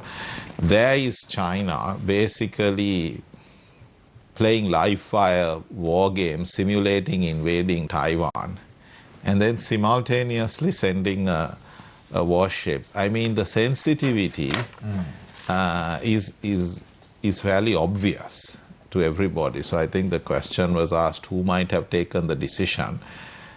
I would rephrase that to say, who should be responsible, And clearly, it is the government of the day that holds responsibility for this. It is the president and the government that has to be responsible, and they have failed. Mr. Pires, on top of that, you mentioned timing. Just last week, 13 international human rights organizations, including Amnesty International, Human Rights Watch, and the International Committee of Jurists, they issued a joint statement where they condemned human rights violations in Sri Lanka. They said the failure to respect human rights, both civil and political and economic, social and cultural rights, may jeopardize and delay the country's ability to respond appropriately to the economic crisis, including its ability to attract essential international support. Mr. Pires, in your opinion, how serious a statement is this joint statement by 13 organizations? I think it's quite serious because... Has this happened before in your understanding, in your... I mean, it has happened before whenever Sri Lanka's human rights track record has, shall we say, not been the best for a long time. Might have been at least understandable in the context of the fact that we were fighting a war. It has become far less excusable thereafter. And I think that's the point that the international community and at UNHCR has been made, is that deteriorating human rights situation in a peacetime, no war situation is quite different and quite even more unacceptable. So I think clearly when it comes to human rights, and you're looking at the IMF is very much a sort of dominated by the West institution, and Western governments are sensitive to their domestic audiences to whom human rights matter, and these human rights organizations are at the vanguard of it. So if you really think that you can be repressive at home and then get support internationally because you have connections and because you are personal friends and so on and so forth, you are in fact it's going to be a bit of a pipe dream. You're going to very quickly face the reality that you cannot be repressive and get the assistance. And the sad thing, I think, is that this government has shown that it is likely to continue with the repression. And what is likely to happen is that the assistance is likely to get delayed. So you mean that this a statement such as this can in fact delay the IMF assistance towards Sri Lanka? It's clearly not helpful, and if the situation continues, what you're really going to find is that particularly in the West and to societies to whom international human rights or human rights internationally is important, is going to be quite concerned. So if Sri Lanka feels that it can engage the West on economic assistance, attracting tourism, for instance, let's just take the emergency. I mean, it's ridiculous. In fact, after everything is over, you have a state of emergency, and then you have these draconian emergency regulations. So it's not just the emergency, but it's the regulations itself, which are, some of which are currently being challenged in the Supreme Court. And then you say one way out of this whole thing is attracting tourism. I mean, surely the lack of logic in it. I mean, where are you going to attract tourists into a country that claims not only it's bankrupt, but is now in a security emergency? Mr. Jayasinghe, interesting thoughts by the two gentlemen and the lady with regard to the Quad and Taiwan crisis that we are facing at the moment. Are we not in a paradoxical situation from which there is hardly any chance of escape? Sri Lanka. Hardly? Any chance of escape? Well, in other words, if I lose to translate that into Sinhalese, Gireta Havaja Puwak Gediyak wage. Gireta Havana Puwak Gediyak wage. Yes, we are sandwiched very badly between two regional powers or Asian powers. Now, Dr. Atul Siri was talking about Mr. Harim was talking about the timing. Look at how bad the timing is. The Kiandao Sea Wind Biotech Group Limited, the organic fertilizer manufacturer that was in the midst of much controversy in the recent past, had sent a letter to the Sri Lanka's Ministry of Agriculture expecting a reply within 5 days. An organization telling a ministry to reply within 5 days. They are saying there is a major fertilizer gap in Sri Lanka for the Maha season and the country needs to import $300 million worth of fertilizer. And then it says that it has requested the Sri Lankan Ministry of Agriculture to specify if it intends to continue cooperation or if it wishes to terminate the cooperation and how long it would take to implement such a plan. And the company in question concludes that it reserves the right to take further action. Look at the assertive nature of this company. So not only a company is dictating to us. The company, what the company so we are reduced ourselves to that level. Yeah. So Isn't this? It's very, Isn't this very sheer unfortunate. absurdity? I would say very unfortunate. But who are to be blamed? Ourselves. We put ourselves in that position. We are politically unstable. We are economically bankrupt. There is a social upheaval in the country. And as my friend said, you go and do contradictory things. You want the West to come and help, IMF to come and help, but there is no internal stability, which is very much a requirement, right? No directions, nothing. So we seem to be depending on patchwork, patching up little things. When you notice little leaks, you patch that, right? But you can't run a country like that. You have to have a vision. At least having gone through this experience, right, disastrous experience, at least now our political leaders to start with must realize, right, you have to go beyond your party politics, your personal interest, survival, retaining power or capturing power. You have to go out of these things now if we really want to get this country going. So the maneuver he is, Mr. Jayasinghe, Ranil Wickremesinghe, without having an elected seat in parliament, ultimately became the president of Sri Lanka. Yeah. Do you think the president would have the technical know-how to get out of this diplomatic crisis that we are facing at the moment?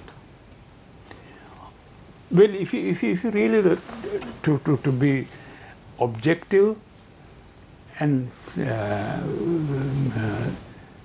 sort of result oriented in the sense getting the country out of this mess, then you don't. Forget about getting the country out of the political and economic mess. I'm asking you whether he can maneuver in a way to take us out of this diplomatic crisis that we are facing. It depends on the person's personality. Now, it appears that, if I may mention, that we have given the wrong impression to the people, the electorate, that certain people can have kind of very close relations, right? Where you can, for instance, say West, where I have very good relation with the West. So my coming to the scene, my intervention, my talking can settle this thing. The best example is, if I may quote, when we were having the crisis with India, when President Jayawardena was in the seat, he thought, because he was known as Yankee Dicky, right? And somehow he himself may have had the impression that some kind of approach to the US or UK might come to sort out. But when we approached US and the UK, we were told bluntly, you go and settle with India, right? So if we overestimate ourselves, saying any particular individual come and sort of be in position or intervene and sort out this mess, it is very unrealistic and it's not a reasonable claim at all. Mr. Jayasinghe, if I may ask you a question, this is a burning question that I have, and I'm pretty sure that even the people have this question. So just to get it out of the way, now we are looking at an interim government, at least for the next 2 years. Now, when you talk about foreign diplomatic relations and decisions between foreign powers, they look for the long term. So Sri Lanka having a notorious track record of the foreign policy changing with everyone who comes to power. So especially you all as diplomats, your time would have been chaotic working in this field, because the foreign policy changes with every government that comes into power. And at a critical point like this, we have no idea who will come into power in the next election. So I'm pretty sure that the international community is aware of this. So my question is, would they take an interim government seriously within these 2 years? Would they actually heed this government and come into long-term solutions with them? Well, in practical terms, are we capable of having an effective interim government? Even that is in question, exactly. Criticism is going to be a veiled government, right? You pick someone from there, some there, and it's a game. So it's all this is. It looks very bad on Sri Lanka either way. Yeah. So I don't think our leaders are serious in handling this situation. And does the international community recognize You're not serious this? about the local repercussions as well as international repercussions. People, the internationally, we will be not taken seriously. You know, they will continue to say there should be peace and stability in your system. And also this question that a lot of people have been bringing up, saying that especially the politicians aligned with the government, saying that the Aragalaya gives a bad impression, a bad look on Sri Lanka. In your years of expertise, a country going through a peaceful protest against the government in this scale, does it look bad in terms of international relations, and what is the opinion of the international community towards dissent in this form? Not at all, not at all. This is kind of a unique experience, even not locally, internationally. A peaceful struggle, democratically done. I mean, there were little incidents, unavoidable, but overall, right, it's a peaceful struggle, democratically conducted, right? And so threatening or trying to suppress such a movement, I don't think it will be received even well in the West, because Western countries, they respect the people's sovereign rights, basic rights, constitutionally guaranteed. So we are tampering. The authorities are tampering with it. Whose side the international community should be in? Right. Very quickly, Mr. Jayasinghe, because you spoke about Yankee Dickey, and my memory recollected to the past where the meeting between President Ronald Reagan and J.R. Jayawardena, how the manner in which J.R. Jayawardena made a toast for Ronald Reagan at that time, and he had a very pro-American stand. What would be the stand of Ranil Wickremesinghe? Would it be pro-China, pro-India, pro-West? Well, it appears that there got to be the impression has been created, rightly or wrongly, that Mr. Wickremesinghe has better approach access to the Western front. Right. So but whether it is so, whether our issues are so deep rooted and so critical, and also those countries, when it comes to particularly smaller, because our problem, you know what, we think the world is in Sri Lanka. Sri Lanka is not in the world. Some of us think the world is within Sri Lanka. So that mindset got to be changed. We are very small. We have to be realistic. Right? So unless, say, big power to big power might talk and settle things. But what are we? We are very insignificant in the system, the global system, right? In the sense that no one will put their neck out for us. Violate every norm. So they've not done. Since 1948, Mr. Jayasinghe, no country has done it.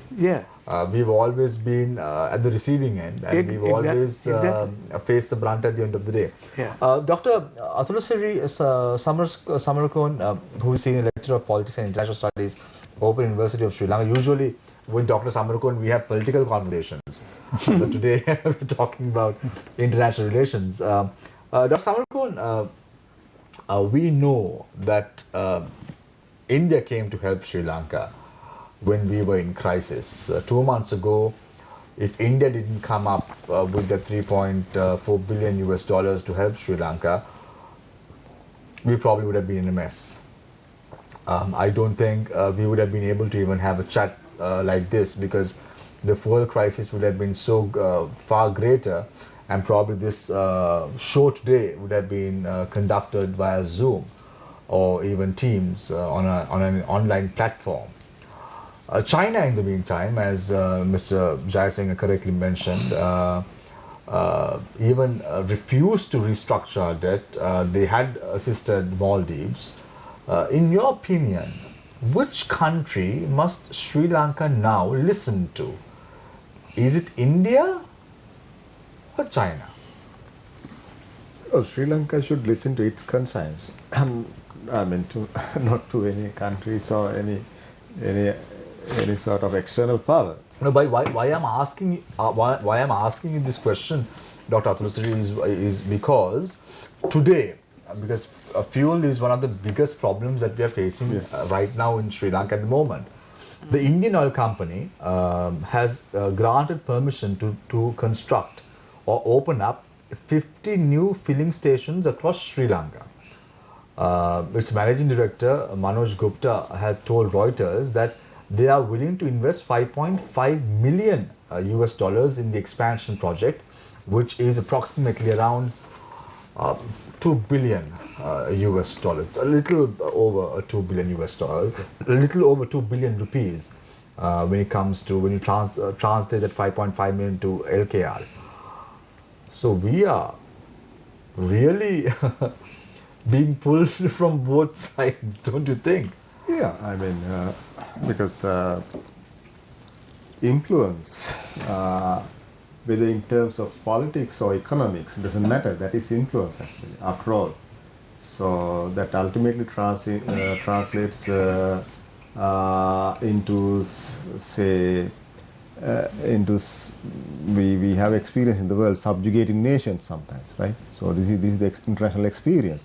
I don't say that either India or China would intend to subjugate Sri Lanka, because they know Sri Lanka is a small nation, and they are particularly interested in Sri Lanka because this is a strategically significant nation.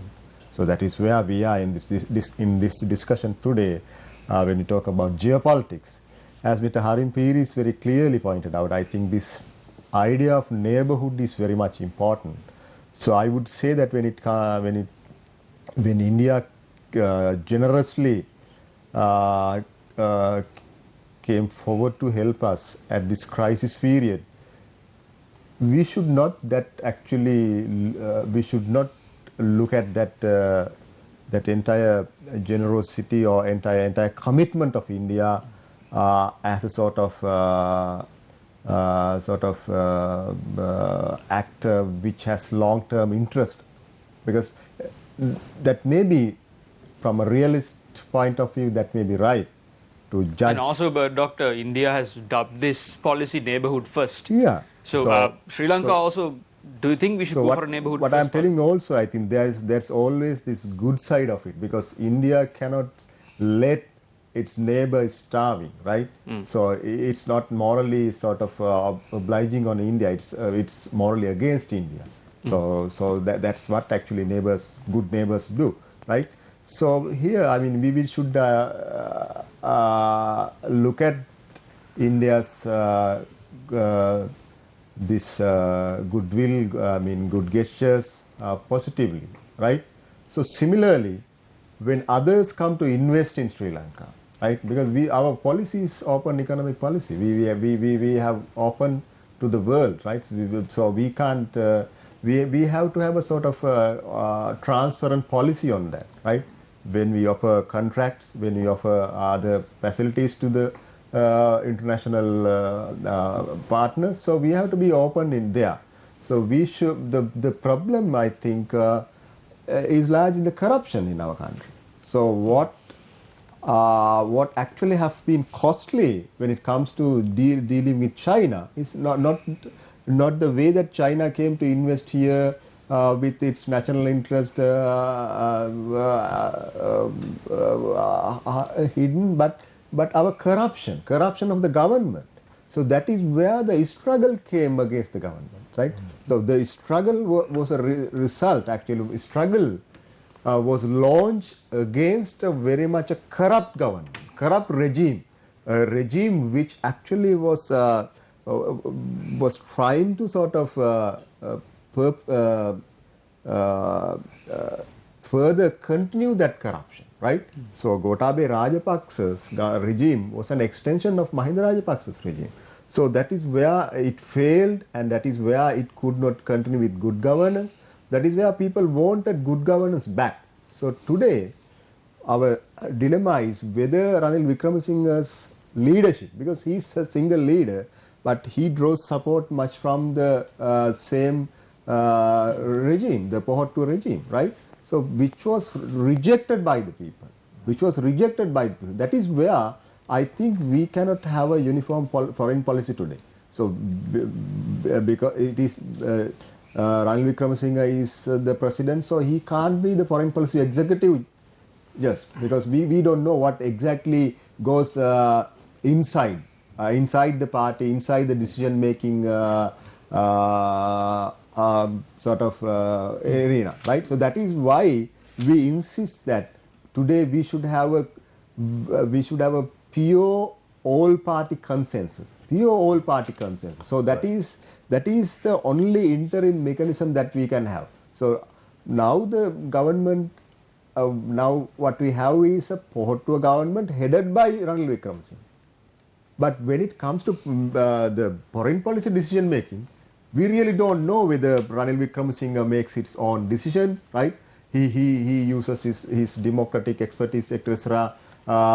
Independently, so we don't know who actually. But will he be allowed to use them independently? So we can just suspect that the Ranil Wickremesinghe doesn't have freedom there. So he can be just a sort of puppet of Rajapaksa. I don't like to use that word. But you just used it. I use it anyway. So I could not find a better word. So I'll come back to you. I just want to pick Dr. Manik Wakamura's thoughts. We are now somewhat in a diplomatic dilemma at the moment, Dr. Wakamura. Who will reign supreme end of the day? Who will be the biggest winner, biggest losers in this battle for supremacy as far as Sri Lanka, India and China are concerned? Well, you're thinking, battle for supremacy in the Indian Ocean. Of course, the great powers have more capabilities. No, I'm not asking. Let me rephrase that. I'm not asking about the waters, territorial waters, the Sea of Sri Lanka. I'm asking you in terms of all this that we are witnessing at the moment. We are witnessing issues with regard to the south of Sri Lanka port, Hambantota port, where the Yuanwang 5 is to be docked, and that has been postponed at the moment. We see the Indian oil company saying that they will invest money on Sri Lankan fuel stations and make sure that Sri Lankans get ample fuel probably in the future. I don't know when.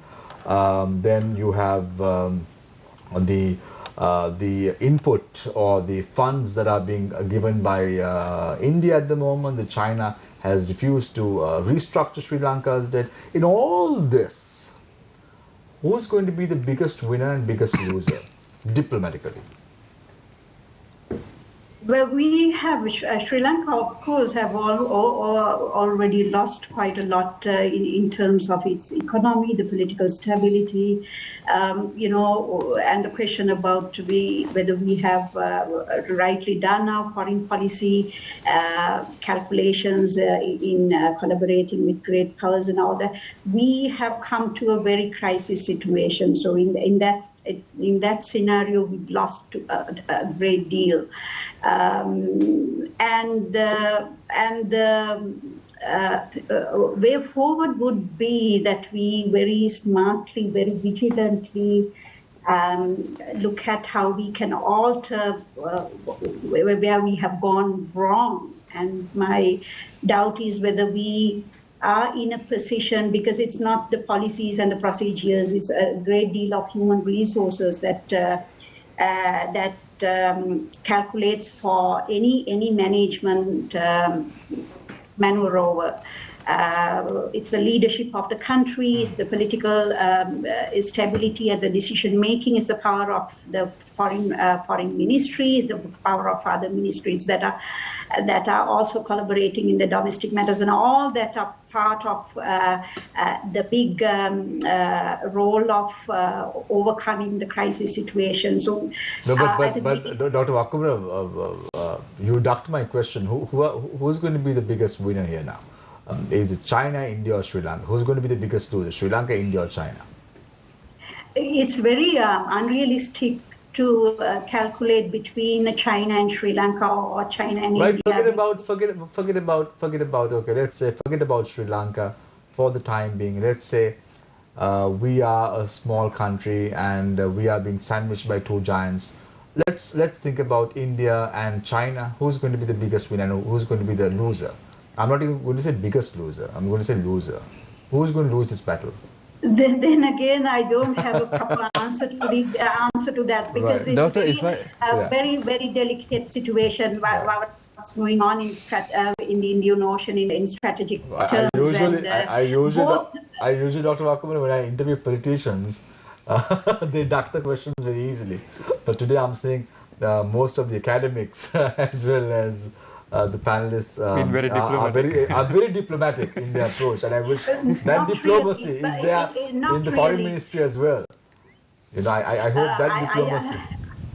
I don't think because we can't take things in isolation. Absolutely, we have to look at things that had happened over the period of time. In that concern, both China and Sri Lanka, both China and India, encroaching its dominance in the Indian Ocean, and we have to look at other developments in the periphery as well. So all that matters for coming into a conclusion about winner and loser positions of India and China, and it's very hard. Thank you very much. Thanks a lot. Very quickly, I'll come back to you. You asked the question. I'll come back to Harim and Mr. Jayasinghe and Dr. Samarukon in a bit. Yes. Thank you, Dr. Wakamura. One more thing, just adding to this discussion about who will come out on top. It's curious or interesting, perhaps, that at the height of tensions in Taiwan, and when we already knew that there was a ship from China headed towards Sri Lanka, that President Ranil Wickremesinghe, following a meeting with the Chinese ambassador, he said that Sri Lanka will stand by the one China policy. Do you think perhaps that is an indication that maybe Sri Lanka was leaning towards China in this issue? Or is that a premature assumption? Well, it's difficult to say what he spoke for. Chinese will have a deliberate act, but it may be a word of pleasing China on the one hand, but of course we have to at the same time look at how India would react in such circumstances. So maybe the president may need to please the India as well by giving a word of praise for their commitments in the crisis situation likewise. And what I deliberately think in this context, in this very fragile context, is that we avoid personal interferences, but we go for very solid, rule-based foreign policy management styles to engage with great powers. Right. So we have a question for Harim and Mr. Jayasinghe from one of our viewers. As stated by both of you, urgent need is to appoint a more experienced, confident foreign minister to navigate through this crisis. Will the current Minister of Foreign Affairs plunge us into a bigger mess? I tell you, Harim, these questions that we get are really tough ones.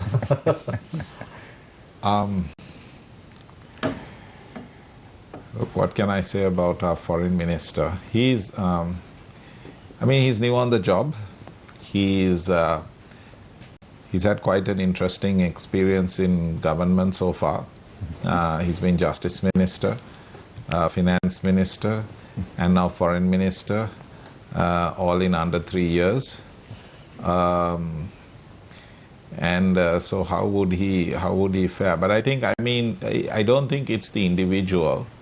I think there is a problem of political legitimacy. I think, as Dr. Atul Siri mentioned, he said we have a president who is leading the support to a government. I would actually rephrase it to say that we have a president who is actually fronting the support to a government. he clearly doesn't lead them. Because he's not the person who gave political leadership to them. They didn't get their seats elected, and they didn't turn up there by virtue of him. He couldn't even get himself elected from Colombo. So he is not leading this government. He is fronting for this government. And so it's a legitimate, the question is really, how much do the Rajapaksas still call the shots for the vote to a parliamentary majority? Clearly they must be calling it quite a lot. And the bigger issue is, what is the legitimacy such a government has in the country? We've had this issue. I think the question came, an interim government, but interim government that leads to elections, we need. On the contrary, what we actually have is the talk of an all-party government where the term of office is not even talked about. So the president is elected constitutionally to serve out the rest of the resigned president's term. But is he actually talking about this all-party government to also run for 2.5 years? Where is its political legitimacy? So I think that's the bigger issue. And so foreign policy requires, just like economic policy actually, requires a legitimate government, a government that has the consent of the governed. Right. Mr. Jayasinghe, your thoughts? Yeah. Now, to a certain extent, in any portfolio, we tend to look at the person in question going to be in position. So I don't know what exactly led to this decision to appoint him as a foreign minister. May have, there have been certain cases that, you generally accept that you need some kind of sophistication in the conduct of foreign relations, where you can talk to your counterpart and stand up to them and reason out. So in that sense, probably I think the foreign minister may have maybe having that sophistication sufficiently.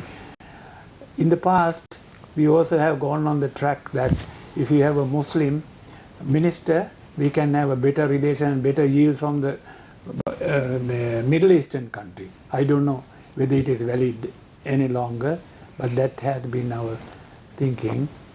And on the other hand, you don't have to have an expert in these portfolios, right? But you have to have the correct expert around you and prepare to listen to them and make measured judgments, take measured decisions. That is how the system should work. Because now, say, if you take a country like India, the bureaucracy is very strong. They are very professional, right? Government changes, politician goes, they come and go. But the system goes on because there is a very strong bureaucracy and they are very professional, right? They are not politicized like in our case. Same thing like if you take a system like Italy, there are constant changes in government, 52, 53, now it about 60. But they have very strong bureaucracies. So the system continues, right? So what I'm trying to say is, the person, yes, certain have to have certain capabilities, experience, but not the whole thing should not pinch on that, right? So we have a question for all four panelists from one of our viewers. Now, we are a democratic nation at present. If that is the case that we are promoting, and that is what we want to envisage to be in the future, shouldn't we try to follow a people-inclusive foreign policy that countries like Netherlands, New Zealand follows? So let me start with Dr. Wakamura, and then I'll follow up with the other panelists' thoughts as well, and then we'll wrap up the second session and move on to the final lap.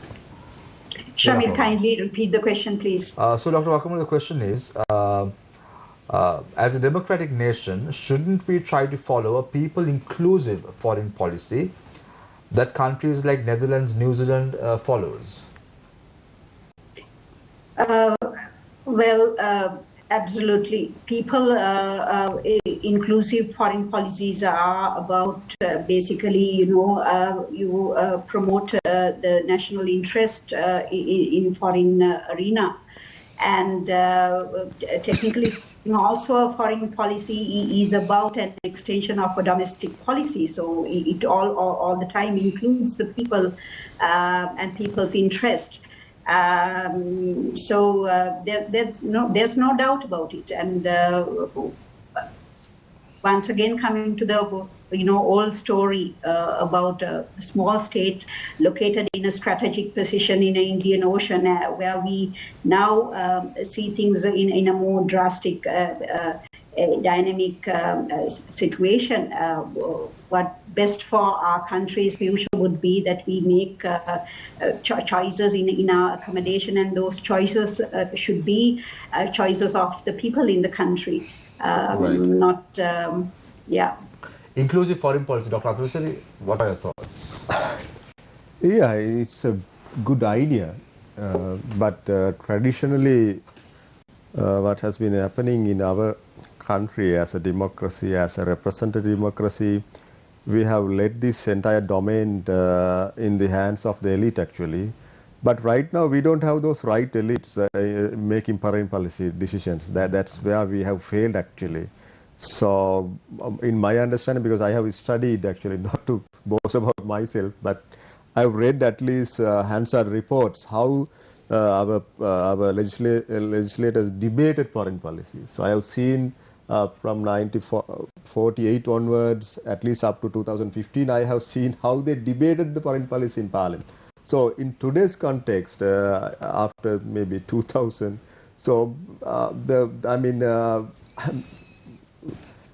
our MPs actually, they have a bigger role actually to give inputs to the government, because ultimately the foreign policy decisions are the responsibility of the president and the foreign ministry, right? But they should be we can argue that they should be people inclusive of people and all, but the foreign policy is not like the domestic policy, right? Foreign policies are really strategic, right? So they require different skills, different inputs, different insights, right? So ultimately, ultimately they should. I would also use the term national interest. They should. They should stand for national interest. Thank you very much, Dr. Althus. I want to ask the two of you gentlemen, Harim and Mr. Jayasinghe, a different question that I received a couple of seconds ago. Why does Sri Lankan citizens, mainly nationalized groups, think the foreign involvement to Sri Lankan market is a threat towards national security? Let's start off with Mr. Jayasinghe. Threat to national security? Yeah. National interest or national security?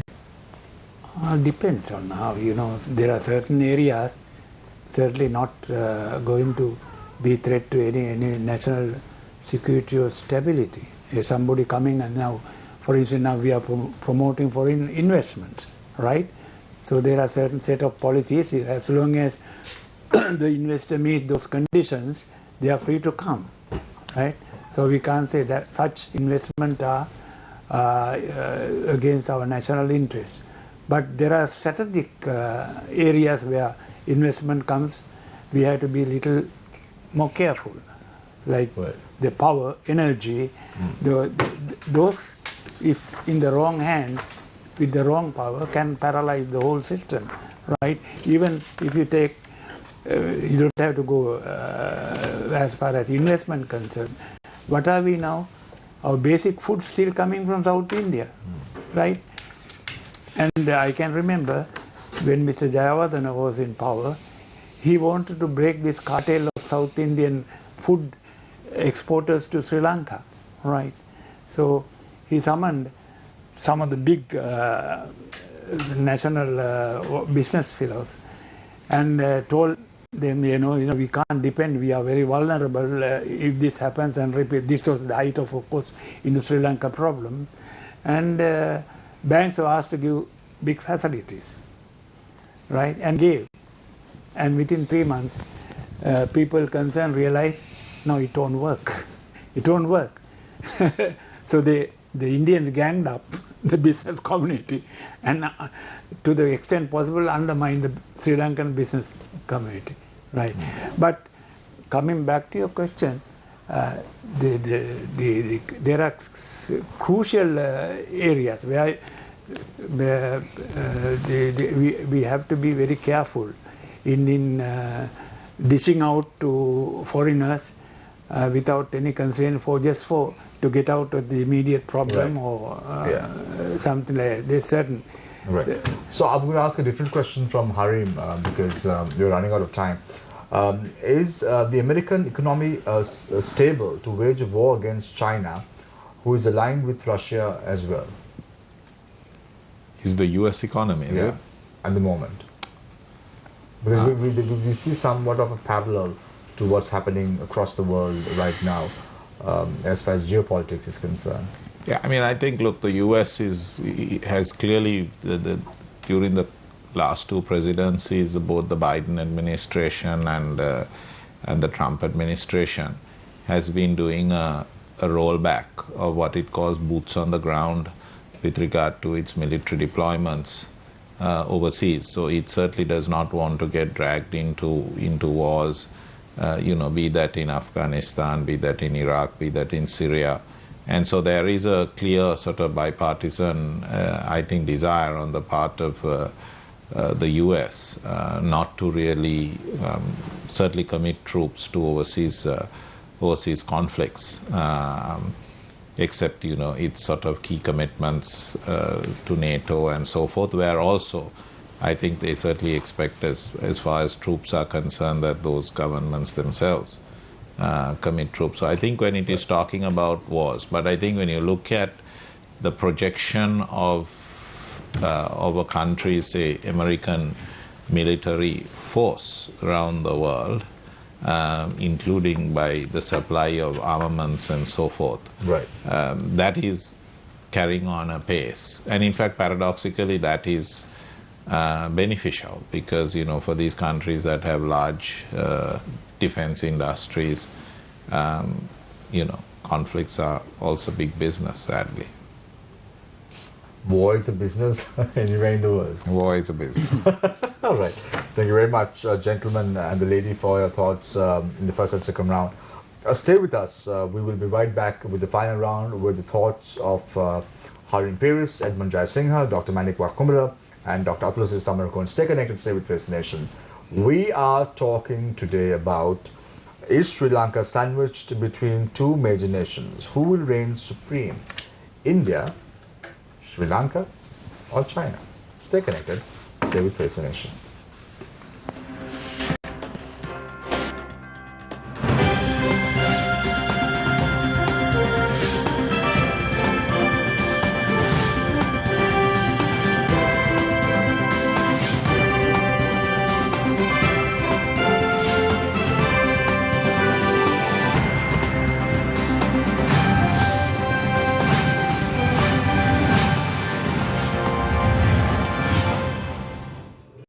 COVID-19 සඳහා ආරක්ෂිත පියවර නිතරම හොඳින් සබන් යොදා දෑත් සෝදන්න.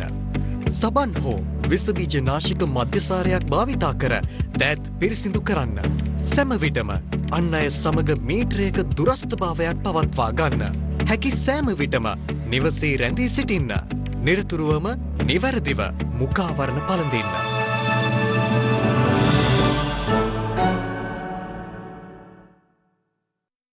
පවතින සමාජ දේශපාලන ආර්ථික අර්බුද හමුවේ අපි කොහොමද ඉස්සරහට යන්න ඕනේ? මගේ මතය තමයි ලංකාවට අයිති භූමි ප්‍රමාණයක් විදේශීය සමාගමකට දෙනවා කියන එක. ඒක වැරද්දක් නෙමෙයි. හැබැයි විදේශීය රටකට දෙනවා කියන එක ගැටලුවක්. රජයට අයිතිකාරයෙක් නැහැ. එයා ගන්න අවුරුදු 5 තුල එයා කරන ප්‍රොජෙක්ට් වලට ගන්න ලෝන් වලට එයා වග කිය යුතු නැහැ. එතනින් පස්සේ එන කෙනා තමයි වග කියන්නේ. අන්න එතනින් හැදෙන්නේ. ඔබතුමා දැක්ක රටේ දැවෙනම ප්‍රශ්නේ මොකක්ද අපිට තියෙන්නේ? අපිට දැන්ට පේනවා පෝර ප්‍රශ්නය පේනවා, කොවිඩ් ප්‍රශ්නය පේනවා, ඩොලර් ප්‍රශ්නය පේනවා, තෙල් අර්බුදයක් පේනවා. මේවා තමයි දැන් අපිට පෙනෙන ප්‍රශ්න. ඇයි එහෙම දේවල් කරන්න උත්සාහ ගන්න? අපිට හොඳ විදුලි ජනනයක් සුනම් බලය මගින් කරන්න පුළුවන්. අතක මේ තාක්ෂණය ලෝකයේ විශාල විදිහට මේකේ පිරිවැය අඩු වී කියනවා. මගේ වගකීමක් තියෙනවා මේ පුටුවේ ඉන්නකම් එක මිනිස්සෙක් හරි මේකෙන් බේරගන්න. ඒක තමයි මගේ දැක්. ජනතාව තමයි අවස්ථාව දීලා තියෙන්නේ. රැවටි මොන්ගේ අයිතිය පැහැදිලිවම. ඒකට බලපාන අර ඔය අලින් කිව්ව දේශපාලන සංස්කෘතියක් නැතිකම තියෙනවා. ඒක අවසංස්කෘතියක්. සහ දේශපාලන සාක්ෂරතාවයක් නැතිකම. මේ රටේ මිනිස්සු තෝරපු 225ක් මේ ඉන්නේ. ඒ කියන්නේ මේ අපේ හැඟීම් 225ක් තමයි මෙතන තියෙන්නේ. දැන් අපි හැඟීම් වෙනස් කරගමු. මේ පාර්ලිමේන්තුවට මීට වඩා හොඳයි යවු.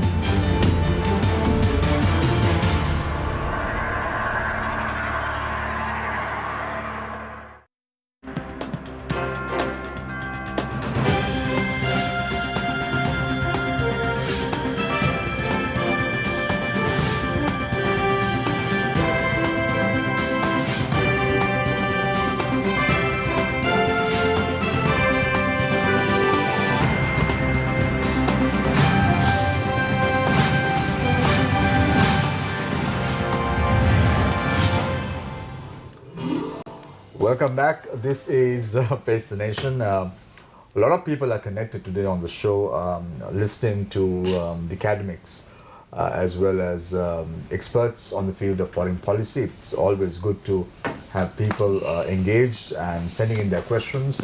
Most of the questions, gentlemen and the lady, was posed by the people who are watching the show tonight. Let me start off the show today, the final round, with Dr. Manik Wakamura, who's joining us via Zoom.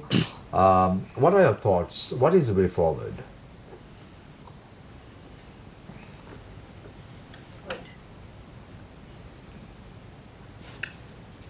We can't hear you, Dr. Wakamura. Right. Could you count? Just, yes. What is the way forward? What is the way forward?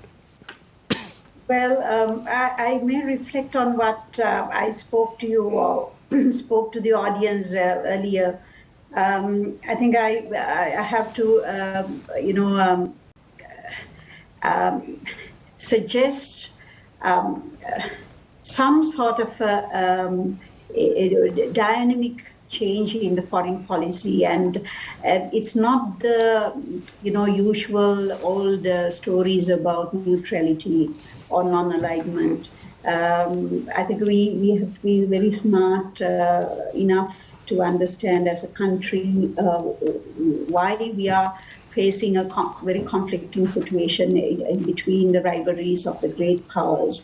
And we have to also look at the changing dynamics in the Indian Ocean.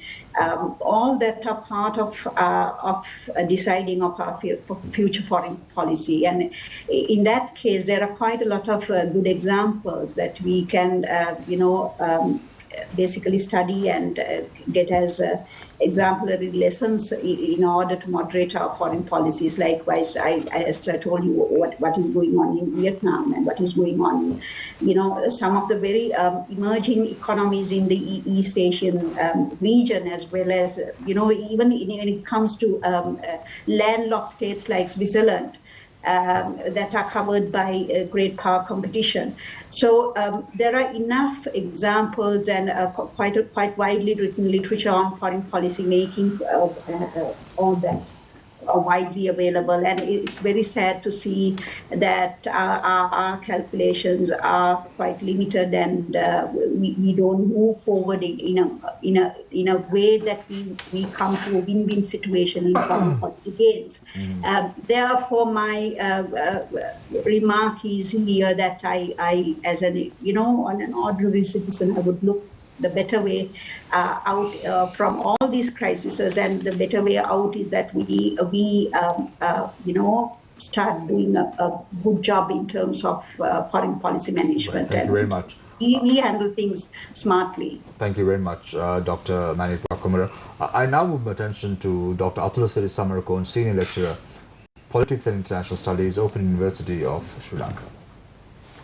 Yeah, well, I think the way forward is to move forward with the world. Not that we can go backwards. As a nation, we cannot lag behind. But unless we solve our domestic issues and find solutions for them, we are not able to stand on our own feet and make right decisions to move forward with the world.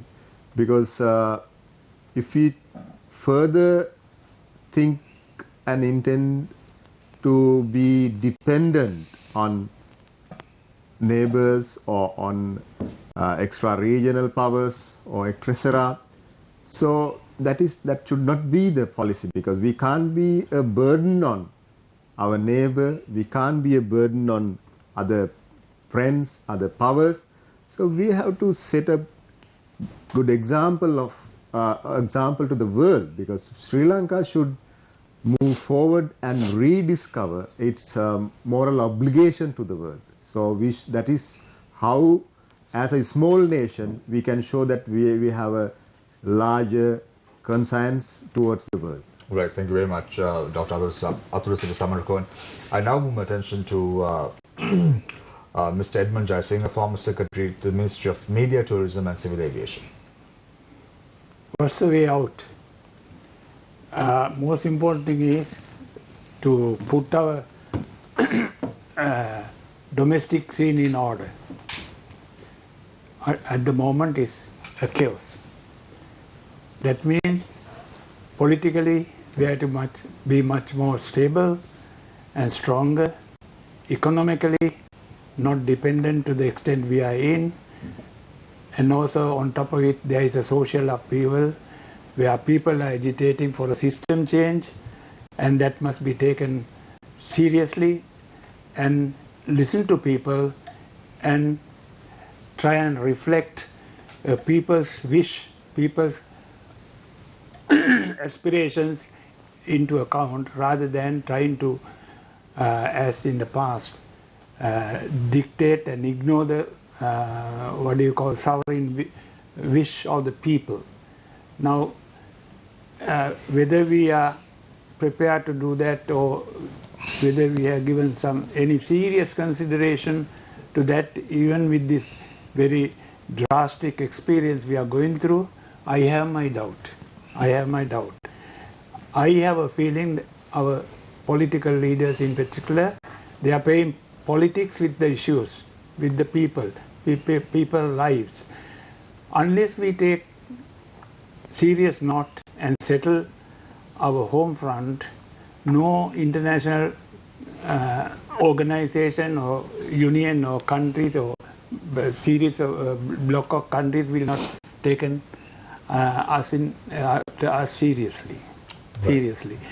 And if we are to get out of some of these problems, like for instance IMF help, and based on that bilateral help, other donor agency help, rescheduling our debt, all these depends on, it comes back to the local situation.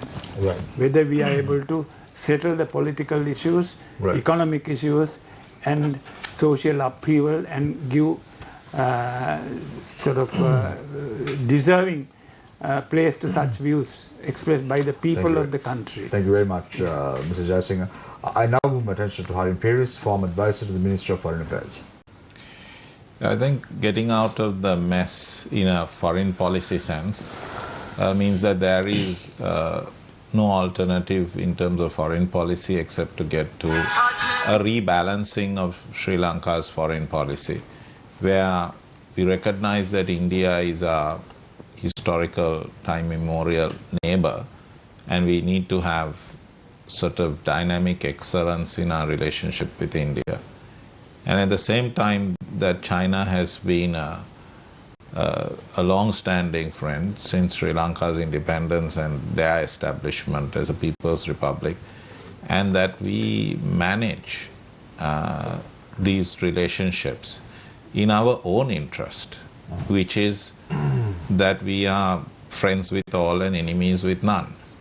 Now, once again, I come back to the fact that it is our own politics that have actually prevented us from doing this. We have to ask ourselves, how have we defined our national interest? We have allowed ourselves or our leaders to keep us divided and defined our interest, almost against each other. You look at some of the decisions that have been made right now. If you look at it, why did we lose the balance that we were maintaining between India and China in the first place? Who was incentivized to do it? Who benefited from it? It was certainly not in Sri Lanka's interest. It was not in the interest of the people of Sri Lanka. But it might have benefited some people who, were in charge of the state of Sri Lanka at that time. So I think that comes back to the kind of democracy we are, the kind of society we are, how accountable we hold our leaders, and comes back to our current situation also. Don't we need an accountable government that actually has the consent of the governed? Right.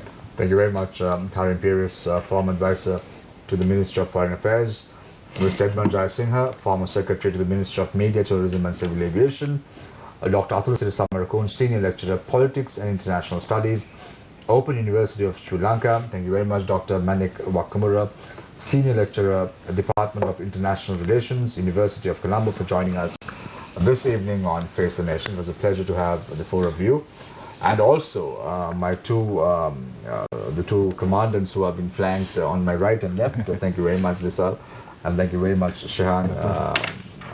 Again, Shehan is the one who puts all the hard work to get a great panel on board week in and week out. Thank you very much, Shehan. This week also you have been very successful. Thank you. I'll leave you tonight with a quote, as I always do. You can be 1,000 different people. It's your choice which one you want to be. It's about freedom and sovereignty. You celebrate who you are.